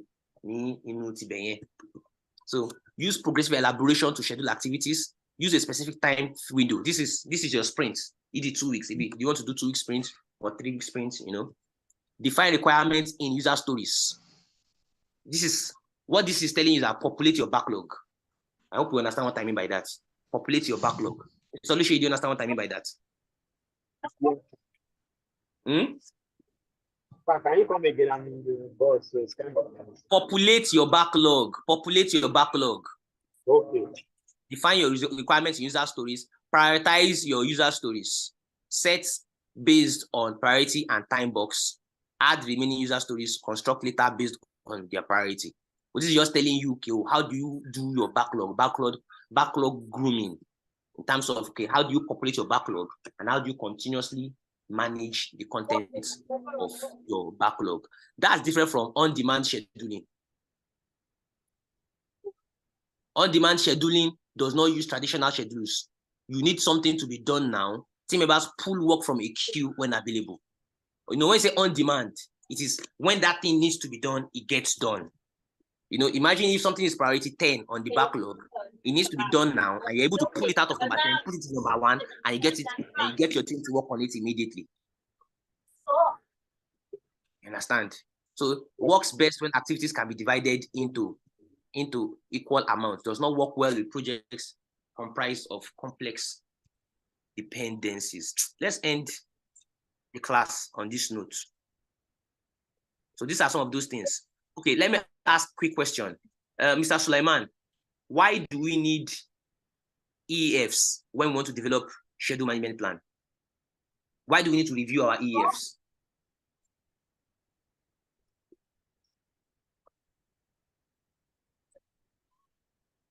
Hello, are you there? Oh, he's gone. Mr. Oluseyi, why do we need EFs when we want to develop our schedule management plan? Because these are factors that would affect our program, both internal and external factors. So give me an example of EF that can affect your schedule. Regulatory policies, climatic policies, cultural. You are just telling me theory. I can telling me theory. Give me something specific. Like regulatory policies. If you don't consider any regulatory policies and try to put in a project, if you come back to on you giving me what you have said is right, but it's too over the top. I was expecting something more specific, like rain, public holiday. Okay. That's clear. That's a sharper example of EF that can affect your schedule. Don't just bring over the top that you really might not be sure of what it means. Okay. Okay. All right. Thank you very much. Thank you. So we'll continue from slide tomorrow by God's grace. Inshallah. All right. Have a nice day, everybody. Thank you, sir.